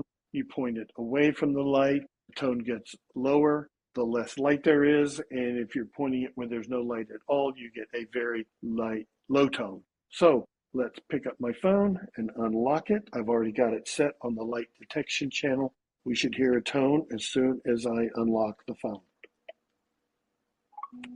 Seeing AI menu button. We are pointing it at my desk light. You notice the tone gets a little lower as I pull farther away.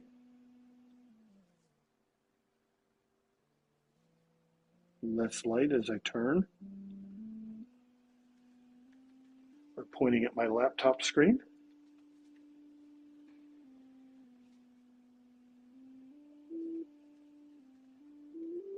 That is my CCTV and the platter where you put the document you're reading.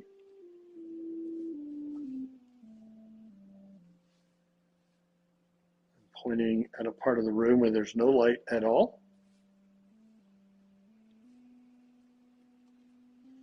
And now we're back pointing at my desk lamp. So there you have it, the light detection channel. All right, that concludes our presentation on the Seeing AI app. Once again, we're going to open it up for some questions and comments. Dana, why don't you go ahead? Okay, well, Brad went through everything and it's not there, but a couple of years ago, Seeing AI had indoor navigation and they must have took that out. They did. I don't know why. Yeah. It is not there. I never did get to try it out. I really wanted to also. Too. Yeah.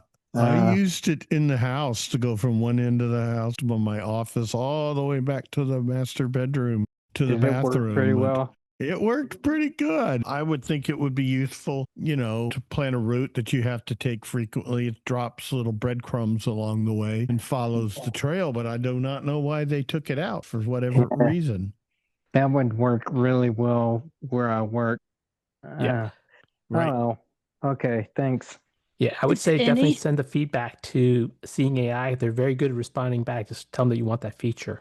Indusar? I'll be really quick. This is the question about the segment before. When you were looking for items, you have to have the picture, like you had saved it in there. It can't be just a spontaneous. Oh, so if you have to have done it before, go through the routine I did with, do one side, the other side, and then it wants you to put it on another, two other different surfaces. So in its catalog of items that you set up. So if I just drop the lid for my moisturizer or whatever, I can't just go and find it. I had to have already entered it. You might be able to use the world view and it may recognize it as a jar lid or something like that. It may find something there, but it's not really the same thing as having it cataloged in the Find My Thing. Isn't it the world view needs a radar? I mean, it's just, you said that's the one you have to have a pro. Yeah. Okay. Yeah, So it wouldn't work. yeah. No, I haven't tried. I have not had a phone that did not have LiDAR, so I don't LiDAR. know how it would work. It may still look and tell you what it sees. It's just not going to give you the distance. So you could try it out if you've got one without LiDAR Okay. and see what it does and let us know. Thank you. Thank you very much. This has been very informative. Yeah, thank you. Dan? Okay, go ahead, Dan. Okay, I have a question, Brad, about the beacon. A little bit unclear. That's in the world view, is that Yes. correct? Okay, and the beacon, it's going to go off. It just tells you when you have arrived at something. You can't really set a Well, beacon, is that correct? I picked a list. It shows me a list of things that it saw in the room. And I just judged that door because it told me, I knew which direction I'm facing, and it said it was 14 feet to my left. So I was pretty sure that was the door to the garage. It just calls it a door. And I followed it. And like I said, if I'd have had headphones on, the little sounds, if I'm pointing in the wrong direction, it's going to guide me by the sound I hear in my headphones. I want to line it up so that I hear the sound in both, headphones, ear pod, whatever I'm wearing. And then as long as I'm centered on it, I know I hear the sound in both ears. I'm heading for it. And it got me to about a foot from it. I was holding the phone out in front of me, and I got to a foot from it. It made that sound that let me know I had arrived. I was hoping to do it with the kitchen sink, but I couldn't. It, for some reason, wasn't on the list. But yeah, that's how it worked. Sandhya and I did a demo of this one time at one of the state conferences, and I used it in a room. And when nobody was in the room, I'm scanning the room. There were probably about 100 empty chairs in there. And it was like, I'd just pick a random chair. It would guide me to some random chair. I had no clue which chair it was, but it would end up taking me to one. And on the way back, like you heard me, I had Sandhya's picture. And it would find Sandhya sit in the room, and I dropped a beacon on her. And it took me from 50, 60 feet away directly right to her. So it's pretty neat. Well, when you say drop a beacon, what do you mean by that? You pick it from the list. I guess you're not really dropping a beacon. It becomes a beacon. When I open beacon, and then it showed me a list of items it found in the room. And in this case, I picked the door that it said was 14 feet to my left. And I let it guide me to that door. Oh, okay. So it's sound director. Yes. Yeah. Sound okay, directed me to the door. Yeah, and that works really well when you, like Brad said, with headphones on. And for me, like I turn the haptics on, so it tells me when objects are. Yeah, the haptics is also cool too. Yeah. This is Marcia. Go ahead, Marcia. You said one of those other do not work outside. If I was at the mailbox and needed to find the front door, can it do that? Show me where the front door is? Other ways I would use to do that. You could probably use describe scene, and then you would know if it's in front of you. But the reason this needs a well-defined space. So that's why outside you could have huge distances as opposed to being indoors where you're in a room. Even a large room has 4 walls around it, and it is using LiDAR to determine distance. And without walls, it can't determine distance. So that's why Worldview does not work outdoors. Okay, thank you. Okay, who's next? Deepak. Go ahead, Deepak. One quick question. When you did the menu picture thing, right? Is there a way to integrate it with a website? Let's say you're on a restaurant website and there's a menu. No, I had to take a picture of it. I had to scan it.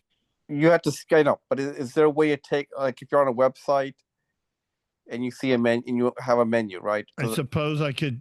No, because even if it's not a picture in my, if it was a photo in my role, but it's a website. And if I share a website, all I'm sharing is the URL. So no, it will not work for that. To actually, have the physical menu there and took a picture of it. If I had it in a website, I wouldn't need that because I can use other methods to read the web page. Well, what I was impressed with was the AI part where I ask it questions.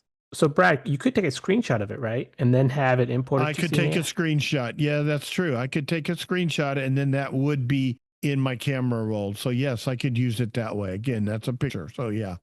And Sree, does it work with your glasses thing? No. No. Okay. It's a smartphone. All right. Who's next? Valencia. Go ahead. Okay. First off, really excellent presentation. And I appreciate the history of the app because I didn't realize I started using it the same year that it was launched. Comments on the describe tab, I guess you could call it. Mhm. I used it recently to actually read greeting cards that have Mhm. standard print on them, and it works really well. Mhm. And especially describing like the images or how the decorations are on the card. And then I've also used it to help me navigate a washing machine settings for the dials, Mhm. and that works really well too. And for the currency, I would recommend that for the U.S. participants at least. I can't speak for UK or Canada, but if you have the iBUG device, I actually like the currency channel better. I think it works faster, and you don't have to worry about making sure that the currency is in correctly before it will read what it is. Yeah, it will read it upside down, right side up, front or back. It doesn't matter. You told it to look for U.S. currency. You hold it up there. It tells you what it is. All right. Who's next? Jody. All right, Jody. Yes, when you were using the great presentation, by the way, when you Thank were you. using the find lost objects, I know you were using the LiDAR for the distance, but would you, if you didn't have LiDAR on your phone, would the camera still give you that information and identify objects? That's a good question. I do not know. I would download the app. I believe you have an SE, so download it to your app. Oh, I've been and- using the app every day. I Yeah, haven't used that, so I'll have to okay. give it a test. Well, make sure you're updated. And I'd be interested to know if that, first of all, the Worldview or the Find My are in your app. Maybe they're not even in there if you don't have, I do not know. Try that, take a, add something to your list and see what it'll do. I know in the previous version, that channel would not show up on my 8 because I didn't have the It did LiDAR. not. Okay. That's what I was wondering. The World channel did not show up. then. Yeah. Now they may have changed it now, but before it didn't. My wife has a regular 16. I'll see if she'll let me download this app to her 16, which does not have LiDAR, and I'll see if it's even in there. This is Joe. Good question. Yeah, go ahead, Joel. I can tell I had it on my 13 mini and the Worldview did show up, but since I didn't have LiDAR, it wasn't much use. So it was there, but didn't do that much. Makes sense. Okay. I have a question. I've been using it on my 16 Pro, and I'm finding that when it's telling me where objects are, the sound is really low, and I have my audio ducking off. Is there something I can do to fix that? Or is it just like that? Well, it's speaking to you with voiceover. Yeah. And I don't think there's any other sounds. And yeah, I don't use audio ducking, so I can't answer one way or the other. I don't like it. Yeah, it's all, mine is I've had off when I'm using yeah, it. So. Yeah, I heard you say that. So I don't know. I wasn't getting good sound when we did the recording of the light, even though I could hear it quite well. I was disappointed after I made that recording and then listened to it that it was really hard to hear. Okay. But I don't know. I would try headphones or AirPods. I or do. something, I always use it. And it's still kind of low. Yeah. I don't know what to tell you there. Okay. My right and left ears. I don't have AirPods. Yeah. It works. Yeah, so do that. AirPod Pro, you'll get the spatial that when you turn your head, they stay where they are and you're not hearing. I would also say, Brad, I think if people use the light themselves, they would hear it. It's just in the recording, it might have been low, but I know. Yes, you'll hear it loud and clear. Same thing when we did the video with the loud race car. The sound kind of got canceled out because it's probably really loud in the recording. So that was disappointing. All right, who's got the final question? Just Chris. So can it help you locate and guide you to a person in a room? Yes. If you have taken their picture, right, like I did, Sandhya was in my thing. I did use Sandhya when we were in that meeting room doing a presentation one time. She was I had taken her picture in advance. And when I did a beacon, she was listed in there because it saw her. But not a beacon, just. Oh, I dropped a beacon and it took me right to, yeah. Right, but I if used she's it moving, to follow her. Say? Yeah, if she's moving around, if you don't have. Well, no, that wouldn't be the same thing. But if I'm in the person channel or one of the others and it sees somebody, it will tell me and I'm on, now if they're a moving target, that makes it more difficult. But that they're there, as long as it sees their face, I mean, it's not going to identify them from the back of their head or maybe even from the straight on to the side. Because, when I did my wife, I took a picture of her straight on, then I moved to her left and took an angled shot of the front of her face, and then the same thing to her right. So it's got, straight on and about 60 degrees either side, but it will recognize somebody. It depends on how far away you are. If you get too far away, it may not get a good read on them, but it's good. I have tried it before and it's good for definitely 20, 25 feet for sure. All right, that's going to wrap it up for us. I just want to say, Brad, thank you so much for doing this presentation. I know you My put a lot of pleasure. time and I effort. enjoyed it. So thank you. I definitely learned a lot. There's things that I wasn't using that I learned today. I also want to thank Julie, who is our Zoom conference administrator, for bringing people in and maintaining a good recording for us. I also want to thank each of you guys. This is the reason why we do what we do, because you guys ask some great questions, and we really appreciate your time spending with us in today's presentation. I also want to thank Michael and Sandhya for supporting us. So Michael and Sandhya, do you have any final thoughts? Great job, both you guys, on the presentation, Brad, especially lots of good info there. So hopefully others will be able to use this, and not only today, but in the future. Way to go, Brad. Thank you. All right. And this is Sandhya. Yeah, I mean, amazing. I mean, obviously spent a lot of time putting this together, and it shows that people, definitely encourage you to go back and review the recording. And these features are very powerful, and you will think of new uses for them as you go along. So thank you very much. The thing I was disappointing, I was hoping it would recognize Sandhya riding on the back of a motorcycle. Yeah, right. Maybe. Maybe next time. We have to get Sandhya's brother to get involved, and maybe we can get one done that way. Yeah, very good. I do want to say Happy Father's Day. Encourage everyone to listen to the WWDC tomorrow. I do want to also mention that in July, we will not have a cafe. We will be at the ACB conference in Dallas. And if you're planning to be there, definitely come and check out our booth, because we'll be there. We are in booth 50, 50. Booth 50, we'll be there. So I think you'll see a few of us there. I say good night, everyone, and we'll see you guys on August.